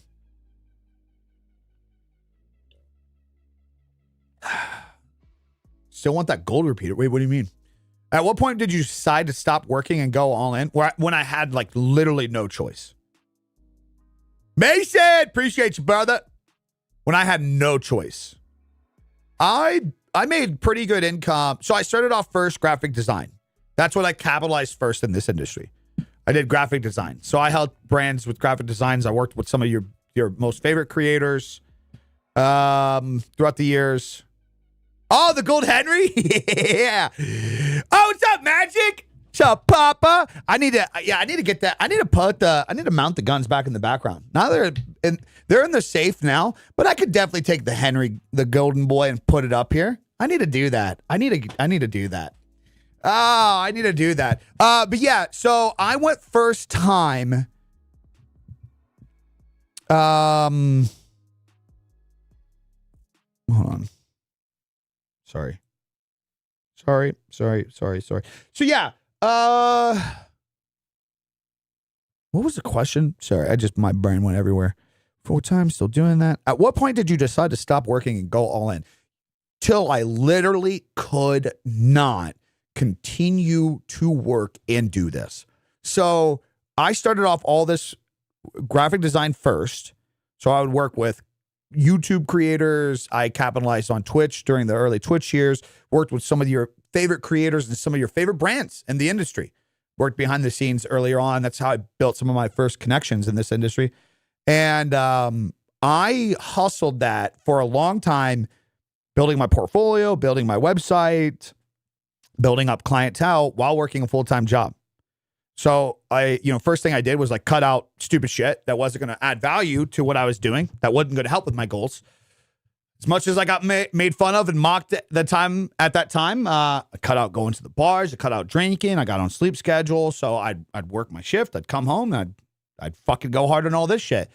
And I did that for a long time, for a pretty long time, actually. And I quit my job. I knew it was the right time for me to quit my job when, one, I repetitively had to start not going into work because like a client or customer would be like, hey, I really need this today. I'll pay to expedite it. I'm like, say fucking less. Sorry, guys. I'm not coming in today. And they started getting mad. And I'm like, you guys don't understand. You're going to pay me X amount for the day. And I'm going to get 3 to 4 times this today by staying at my house. So you got me fucked up if you think I'm coming into work today.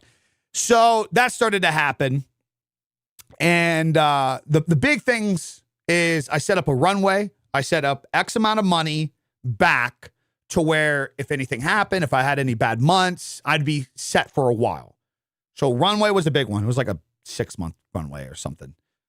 Like, just to be frankly honest, like, my runway right now as it stands is like 2 years, 2 to 3 years right now as we stand. Meaning right now at even a minimal income, what I bring in versus what I got out, what I have back. I mean, this isn't even like long-term investments, just my runway. This like an account where there's money sitting.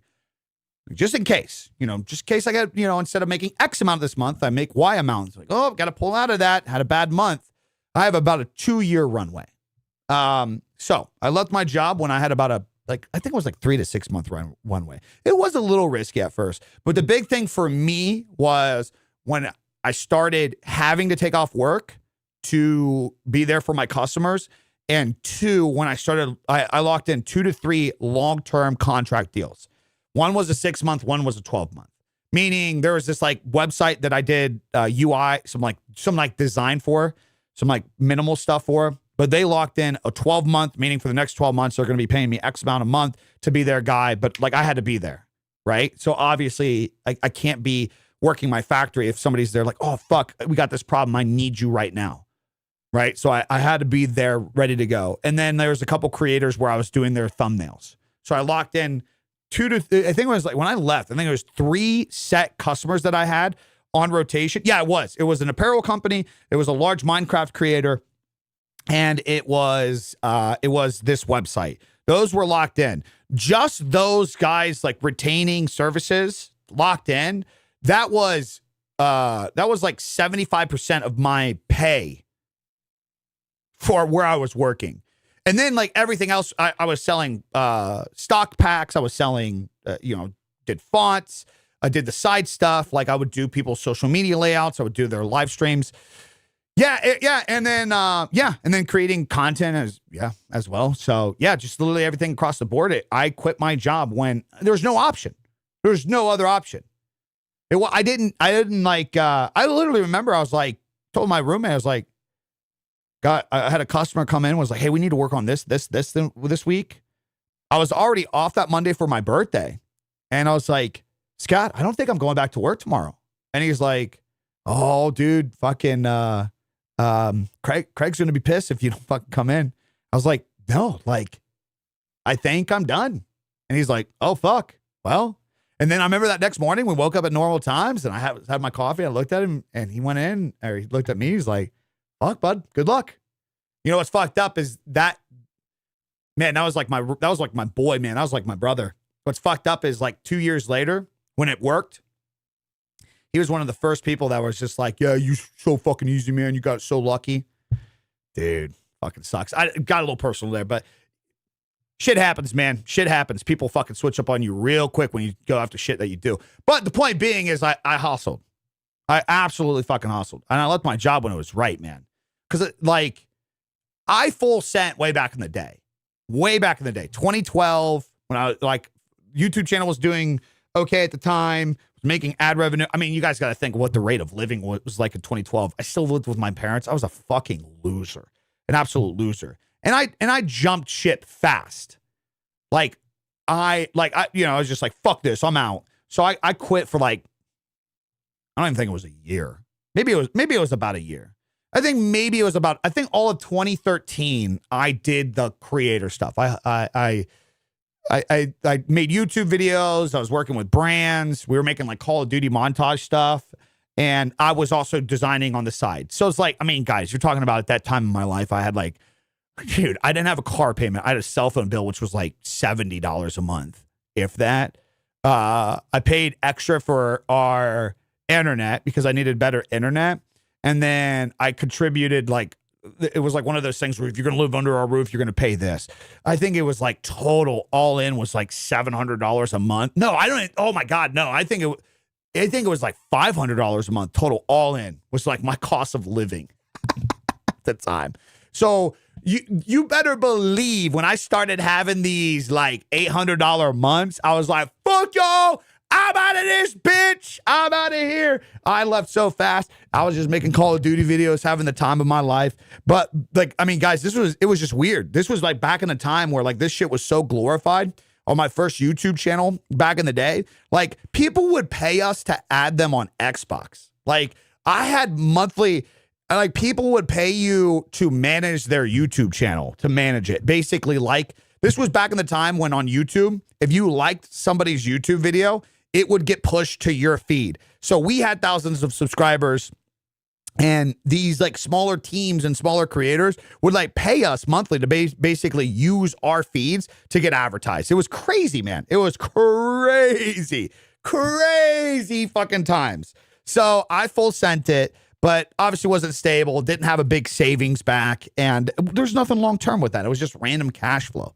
So then I went back to my job like a puppy with a tail between his legs. And then that's why I knew I had to like do it right. I wasn't going to just dive in.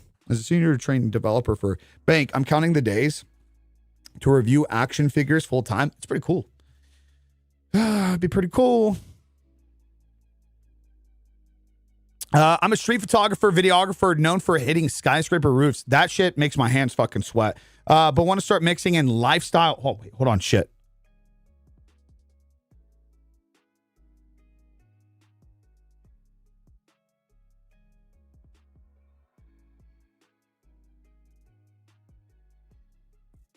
Oh, perfect.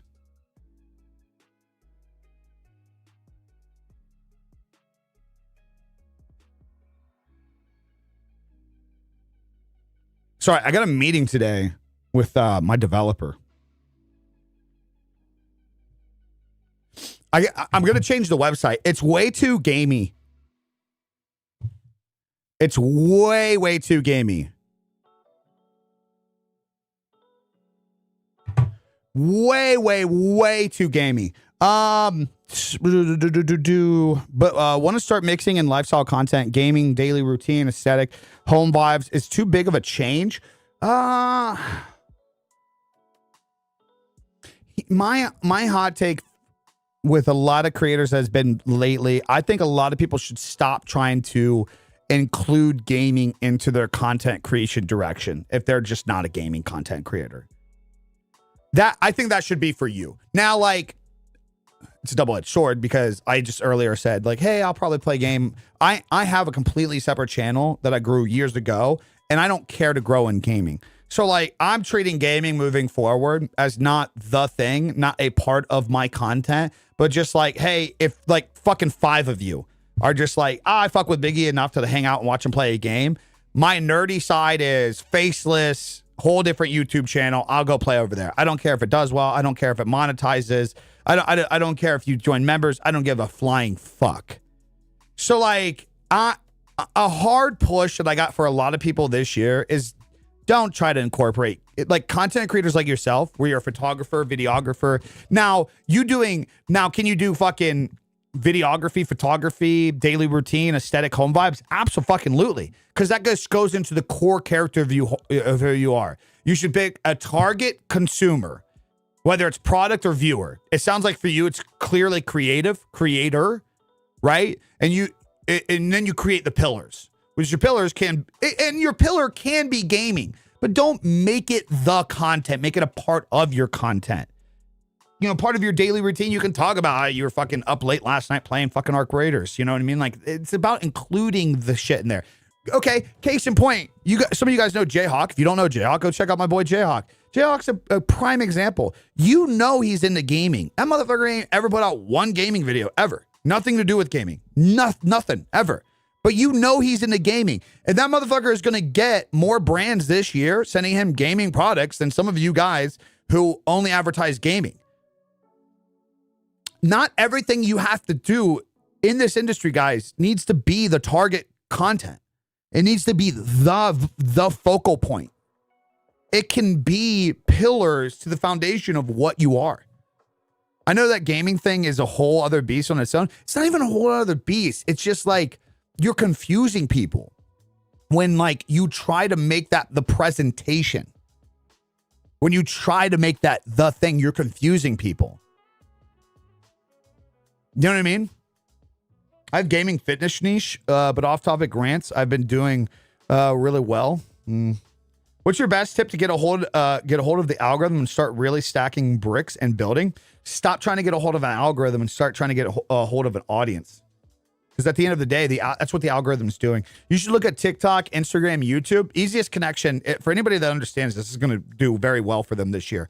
Every time you go to make something, use the algorithm, the website. The first initial reaction when putting together a thumbnail, title, that shit, is the website is coming along and saying is like, hold on, I gotta pause. I don't know why even simple music, I fucking go off.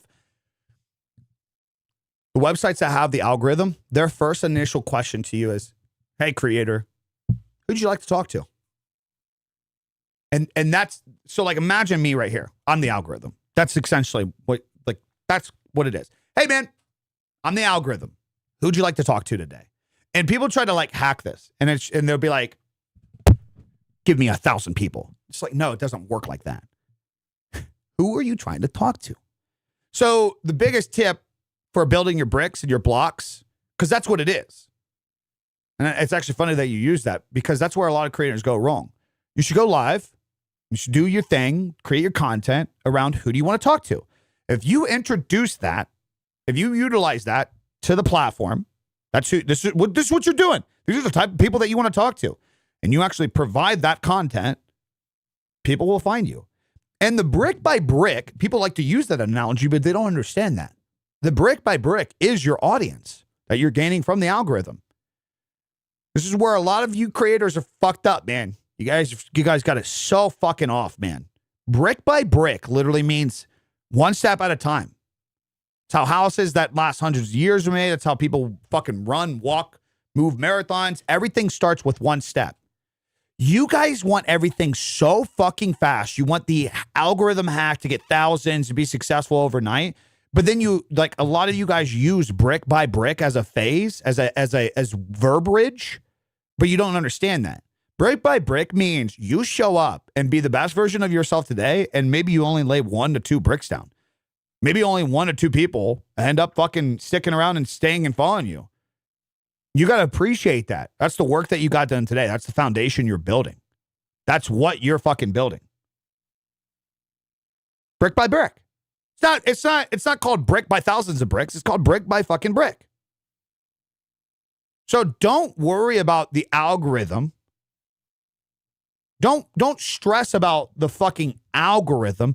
What are you going to do? What do you got to do for the algorithm to build my foundation? No, you're building your foundation.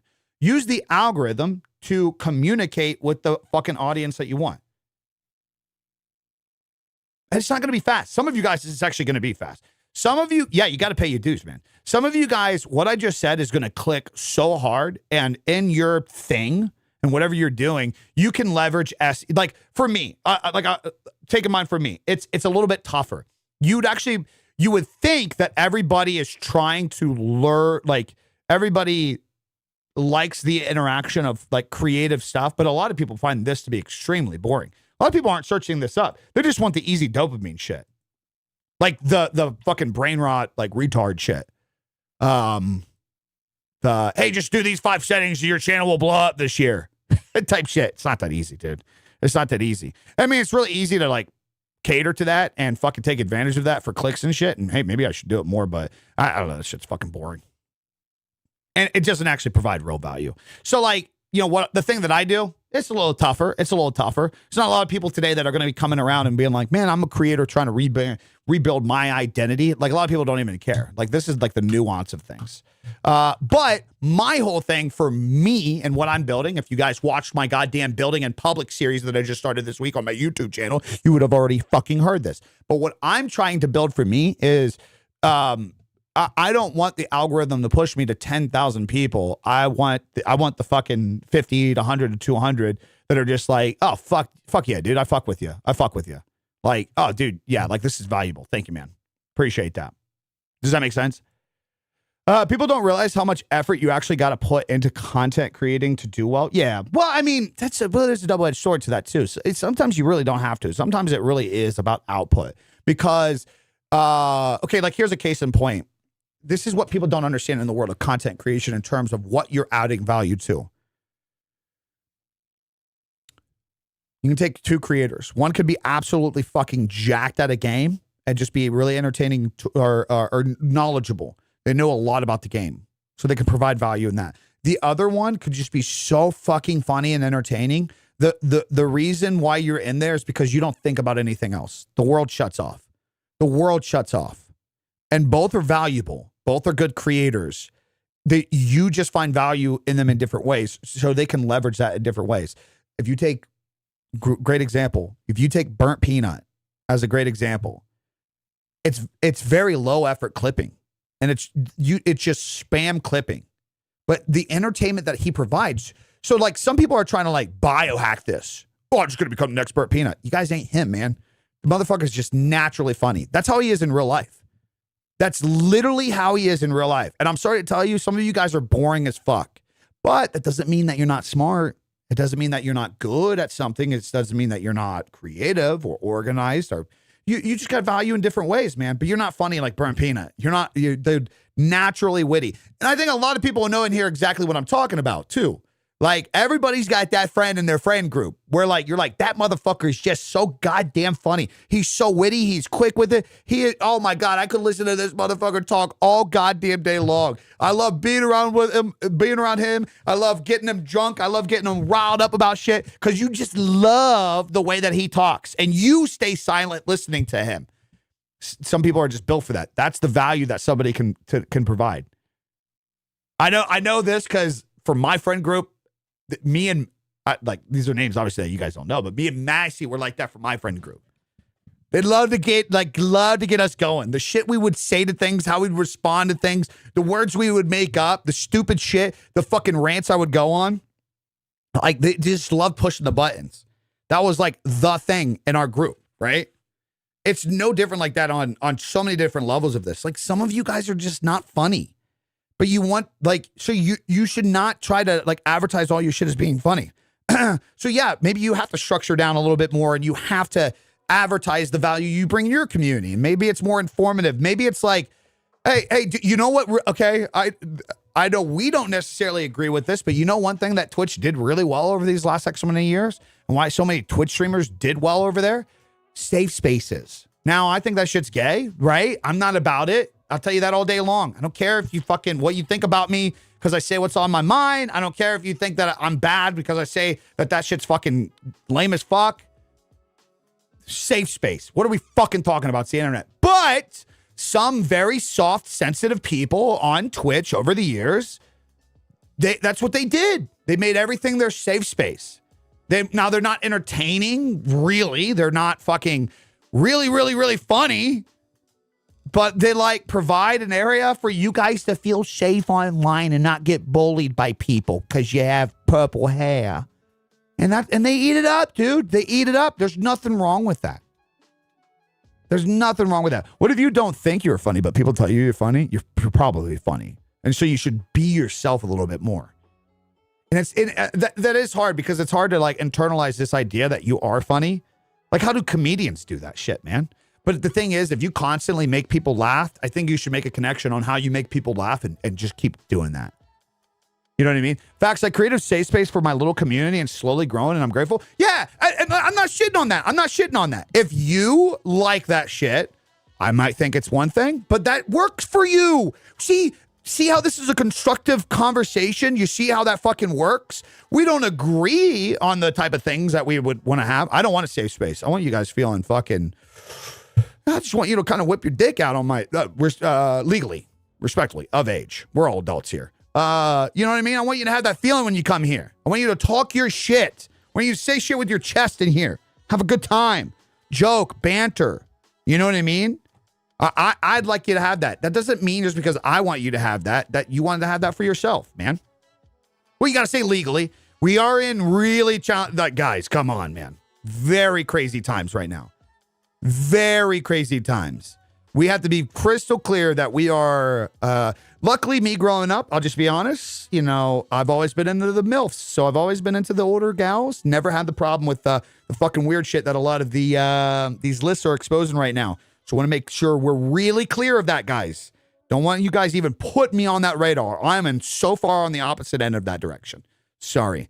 Don't get me wrong. It's anything but PG in my space. We roast the fuck out of each other. There you go. There you go. Whatever. But you get the point that I'm trying to make.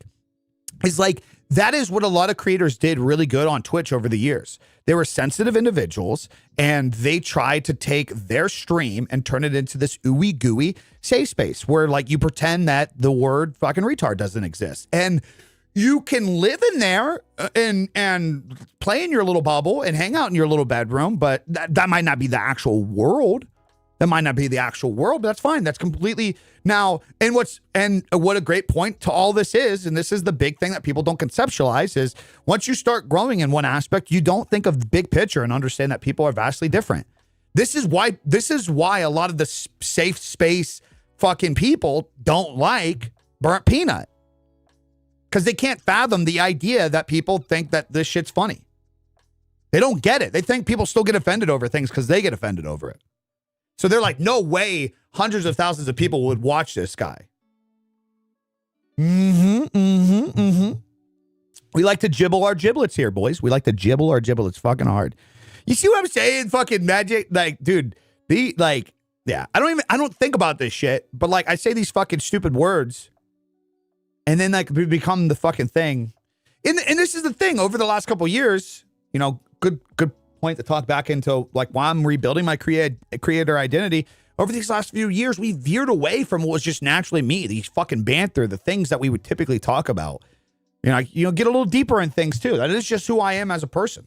I like to get a little deep sometimes. Got deep in your dad last night. So I like to do these things. We fucking make up words and giblets and talk about big schmeat and stuff. And like, I veered away from that over the years. I veered away from my character as a person, and I chased this idea that, well, fuck, man. Well, Kick is making me a lot of fucking money, man. Maybe I should just be there all the time. Yeah, and it took away from my identity and who I was. So that's why I'm going back into my creator identity. I'm just going to fucking lean back into who I am, man, to the core. Now, is it going to lose a lot of viewers on Kick? Yeah, it's going to lose me revenue over there because I'm not only playing ball on their court. Sure. Are people going to talk shit now? Is Kick going to discredit me? Absolutely, because they don't like the shit. Who gives a fuck, brother? If it's working across the board and we're happy and we're healthy and we're fucking hung and we're gibbling the fucking giblets and the schmeat is schmeat and we're going to keep on fucking rolling, baby. We're going to keep on rolling. Imagine how they would feel being in game chat in 2011 MW2 lobby. Wouldn't survive it, brother. Wouldn't survive it. Holy fuck, brother. Wouldn't survive it. Would not survive it. It would not survive those lobbies. I'm sorry. Happy, hung, and healthy. That's our motto here, boys. I need to get a Triple H shirt going. For sure. Gotta get that going. What and these so the dope thing, by the way, let me bring you guys a little bit into that. So you guys seen I launched the first episode of my Building in Public series.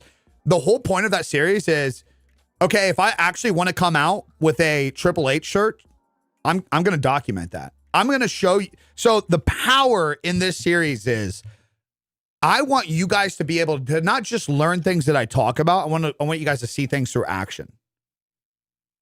So I'm going to be sharing with you guys how I'm going to be doing merch this year.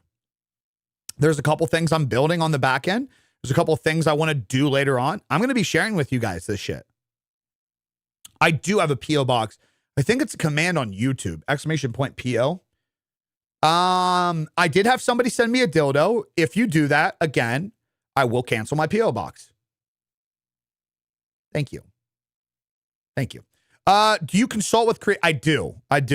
But I tell every single person before you do that, and it is on my site, it's underneath the blueprints and tools. Do not waste your money. I will charge you back if you don't have a concrete foundation and like genuine need for it. I try to provide as much easy value in these streams as possible through public conversation. If you're going to be paying me to consult with you, you should already have a brand direction. You should already have a following started, and it should be just 100% scaling and system problems.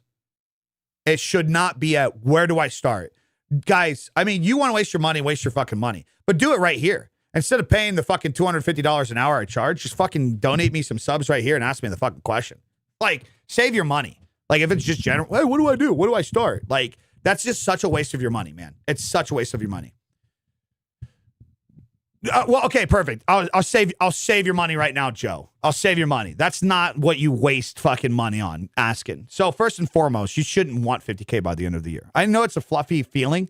That's the follower goals are one of the worst dog shit goals ever. And I'm not just saying it metaphorically. I'm saying it across the board. One, follower metrics don't mean shit. It's a metric that your goal, if you wanted a metric goal, an analytic goal, is you should be like, okay, what's my current watch time on videos? Oh, wow. I only keep 30% of my viewers for a duration of a video. I want to make that be 50% by the end of the year.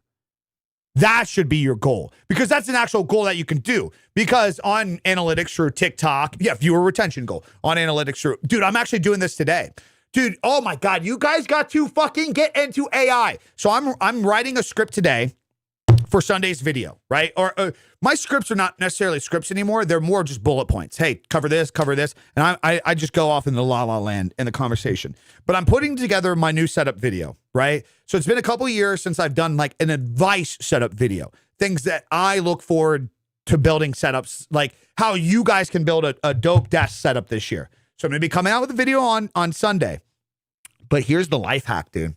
I took my video, I put it to Premiere. Dude, I can't wait for you guys to fucking hear this. You guys are going to have mind blown. And this is why Big Dog gets fucking fed, and some of you guys are going to fucking stay at the bottom. No, I'm just kidding. I get be a little humble. I'm just saying, I like to think outside the box sometimes.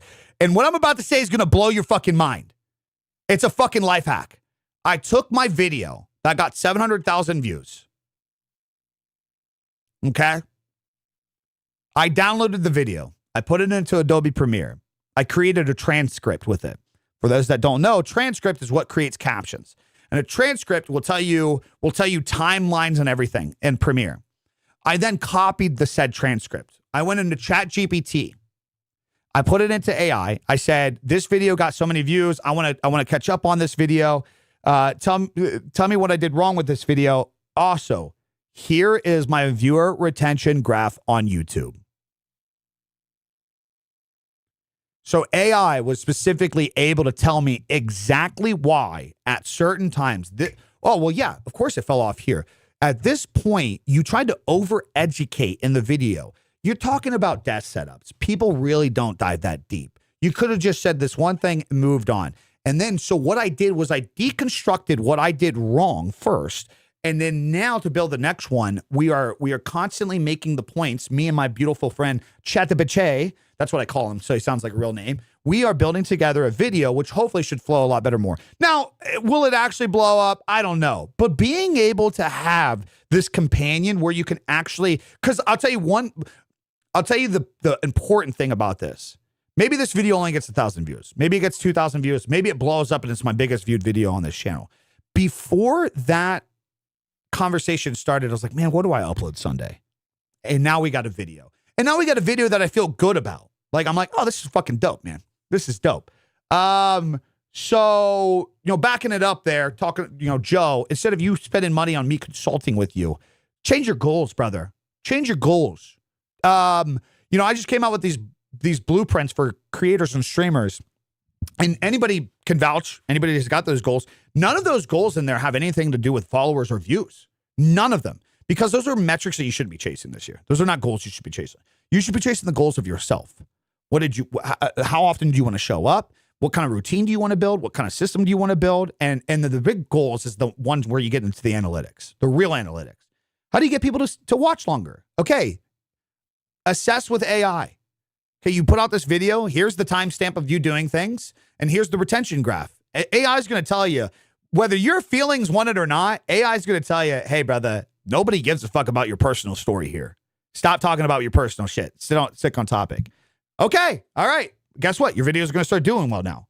And then once your audience gets to know you, that's where you can bring more into that. Do you get what I'm saying? Been working on hooks, rehooking. Well, and then what you'll learn over time is hooks are different for everybody, man. There's this idea that hooks are, when somebody says, like, this is an example of a hook, you got to follow that. Like, hooks are just one repeated thing. No, dude, hooks can be a lot of fucking things. The hook is okay, take movies, for example. Let's talk about a couple different movies. One of the greatest movie hooks of all time. All time. One of the greatest movie hooks of all time. The Dark Knight. Just straight in. You have no idea what's happening. No context or anything what's happening. Boom. Boom. Another one, Saving Private Ryan. I don't even think there was really any talking for like the first fucking 20 minutes of that movie. You had no idea what was going on.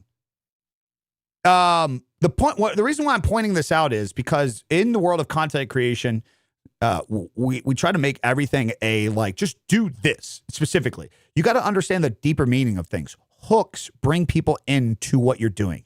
It's a hook. It's a leverage. This is probably why you're going to want to like it.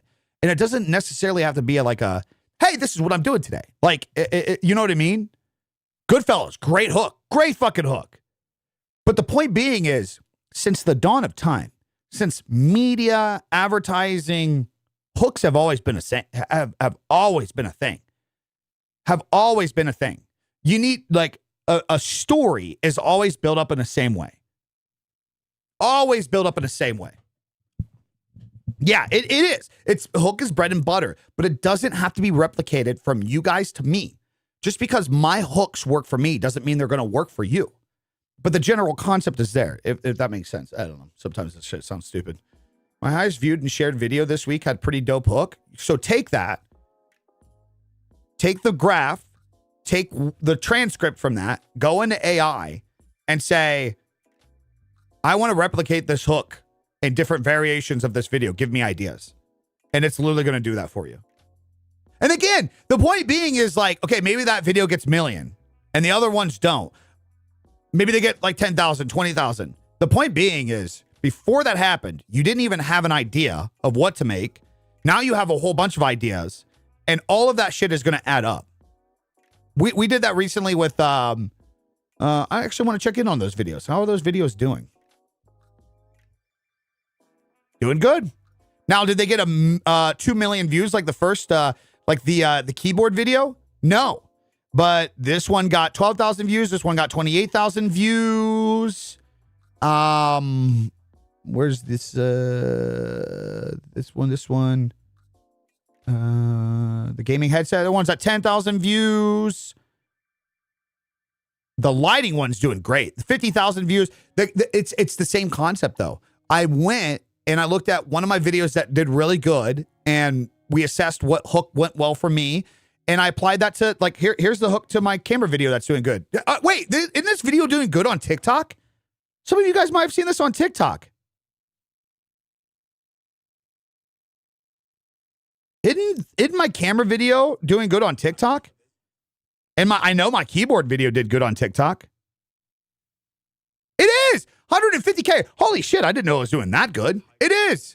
And it's doing good on fucking YouTube too. Guess what? It's doing good on Instagram. Holy shit. The video that I replicated from the video that got me 2 million views on TikTok, 2 million views on YouTube, and few 100,000 views on Facebook and Instagram back then.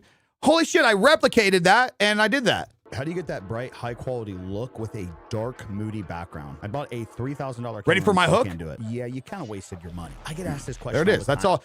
So my hook there, across the board, a little bit of an asshole, is there's a general question, which, I mean, that could be actually framed as the hook in itself. But my real hook was, yeah, you wasted your money. You wasted your money. You guys want to hear a hook from one of my more popular, this is what I took the idea from this. This keyboard's causing a lot of controversy. So this keyboard's from a company called High. This keyboard's causing a lot of controversy. That's just the easiest hook. That's not like let's talk about this keyboard. That's not like this, that is kind of a negative hook. I'm kind of almost rage baiting somebody to stay.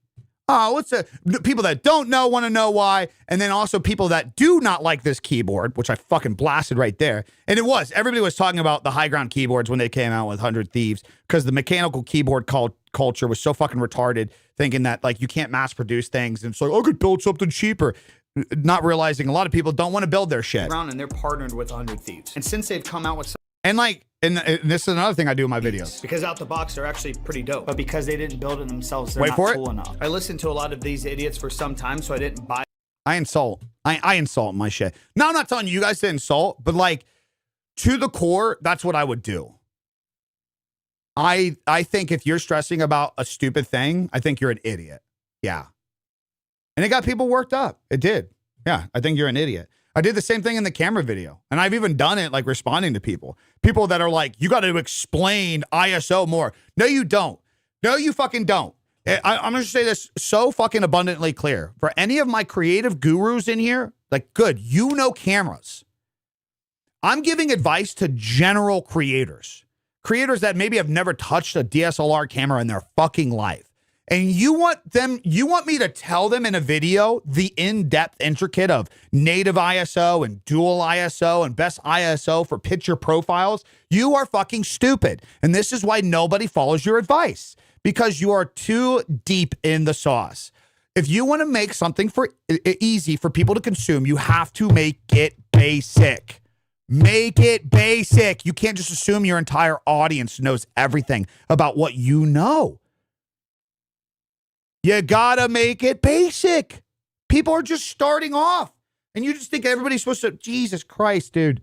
Jesus Christ. My videos have been doing good across platforms, over 200K, but I'm small page and new tips. I just keep fucking output, man. Yeah, if you're small and you're doing well, just output. Keep it going, man. Keep it going. What's up, Garvin? Yeah. You got to know your audience. Got to know your audience, man.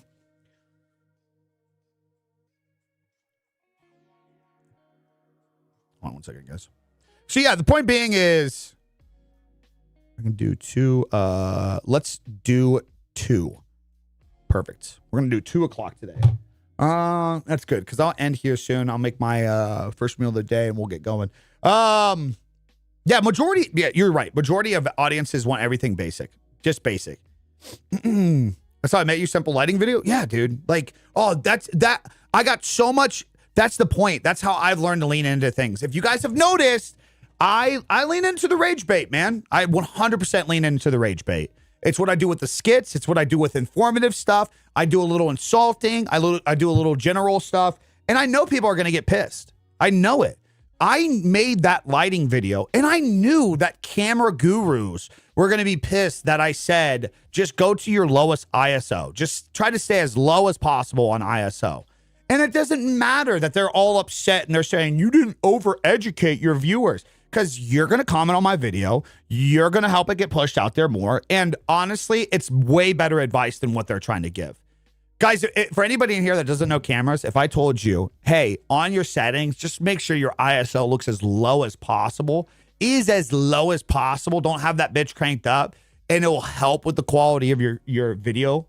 Is that more helpful? Or if I said, so, well, it depends. So, guys, you have to figure out, do you have Nikon, Canon, and Sony, because and what picture profile are you also shooting at as well? Because depending on your picture profile and the camera and the sensor, if it's full frame, if it's crop sensor, if it's micro four third, you might have different native ISO settings. So if you guys really want to test your things out, if you want to know what your native ISO settings are going to be best for your camera, but you see what I'm saying? That is so fucking stupid. Ain't nobody got time for that shit. I just lost fucking 3 people just fell asleep. 3 people just fell asleep. 1, some people just aren't that detailed into the deep metrics of cameras. They just don't care. Like, they just genuinely don't give a fuck. 2, they have no idea what we're talking about. ISO alone is just like, they're like, oh, that's what that stupid fucking thing is? Okay. Oh, okay. Videos and presentations are like hiking. Everyone starts together. You got a point where people feel special, then you bring it back. Ooh, bring you back. Throw that back. Man, I want to give you guys, dude, I want to show you guys so bad what I'm working on. Well, we'll get it going. I'm testing right now, outside of the blueprints, I'm testing my new weekly, monthly planner for content. I'm going to show YouTube a little sneak peek. Ready? Get ready. Get ready. Ready? 3, 2, 1. That's all you got to see. That's all you got to see. It's all you got to see. Just a little sneak peek. Little taste. Little taste. So the idea with this would be at some point when I get it together, I honestly don't even know if I'm going to charge for this, guys. I know when we talk like the business side of things, I know some of you guys are going to, I know Scrap's fucking, Biggie, I told you to know your worth. But like, I honestly feel like I think there's like a couple things that I need to put out as a creator. There he is. I think there's a couple things that I need to put out as a creator that should be for free to build your trust. And I think this would be a good one. I think a simple planner or content organizer to show you, hey, this is how serious I take things.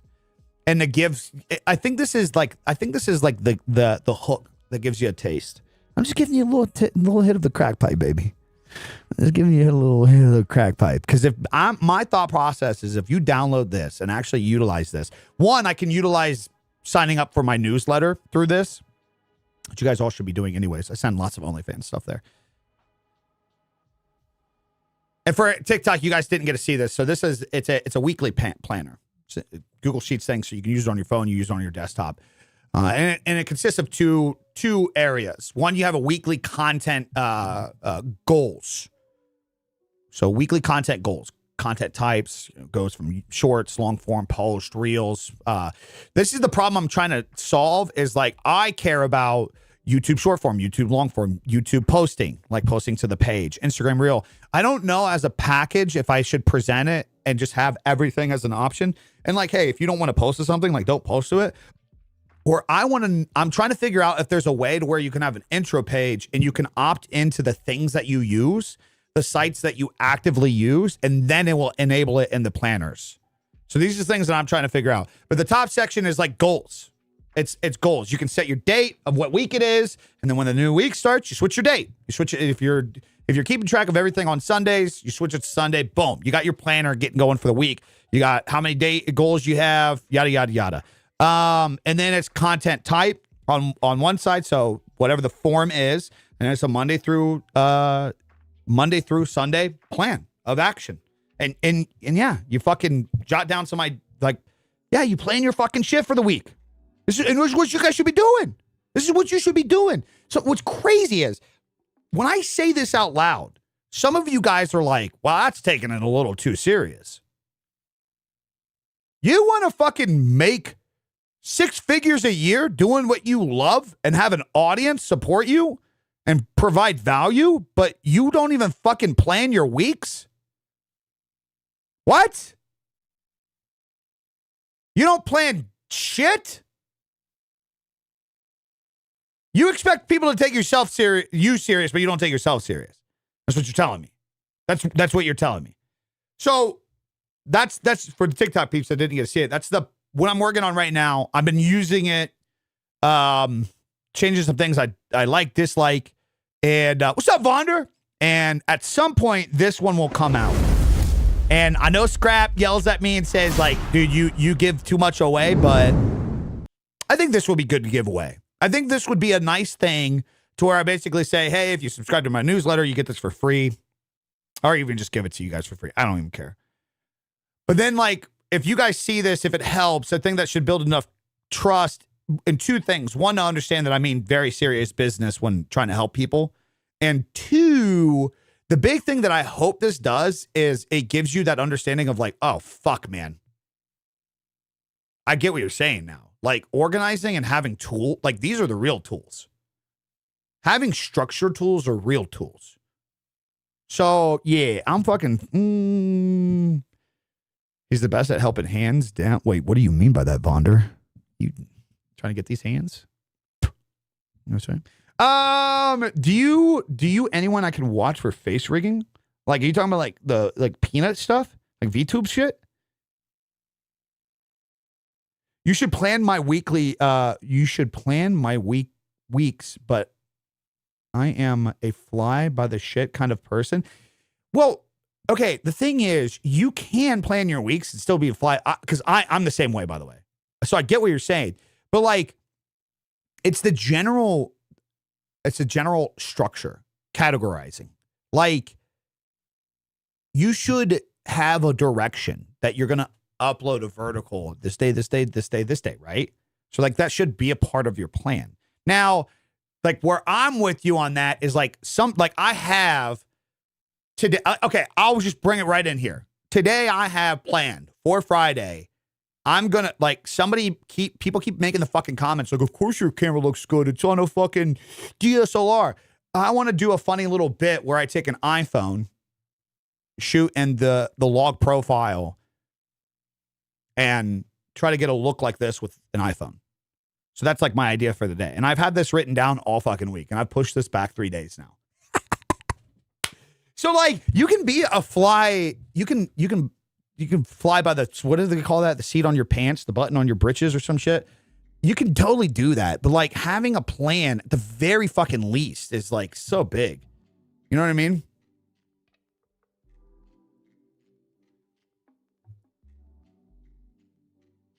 Peep the lighting setup. What's the structure? 3-point, 2-point? Like, what do you mean? What I'm using? Or are you giving an idea? Or are you talking to somebody else? My lighting, softbox, natural window lighting, and then, you know, obviously like accents. But softbox, natural window lighting. That's it. I'm blessed to have and I can even like turn it up too.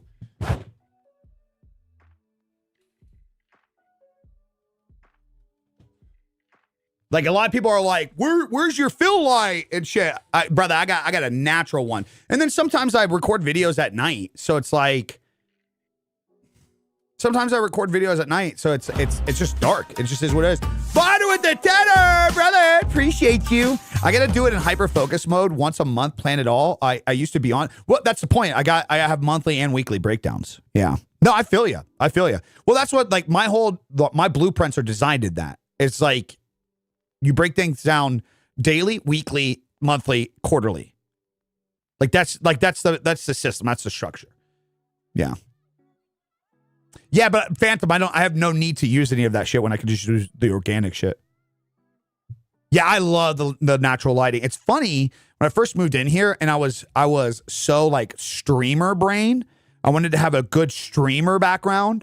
I hated the natural lighting. And then over the years, as I leaned way more into creator, I've loved it. Some days I just use it. Some days I just embrace the shit, man. Just let the gay come out a little bit. Bro, you're inspiring me to start making content. Well, you should, man. You should take something that you're into and you should try to document it in a way to fucking entertain people with it. Yeah, why not? A lot of people aren't going to do that. Appreciate that. Appreciate that, Sebastian. Thank you. I don't know if that's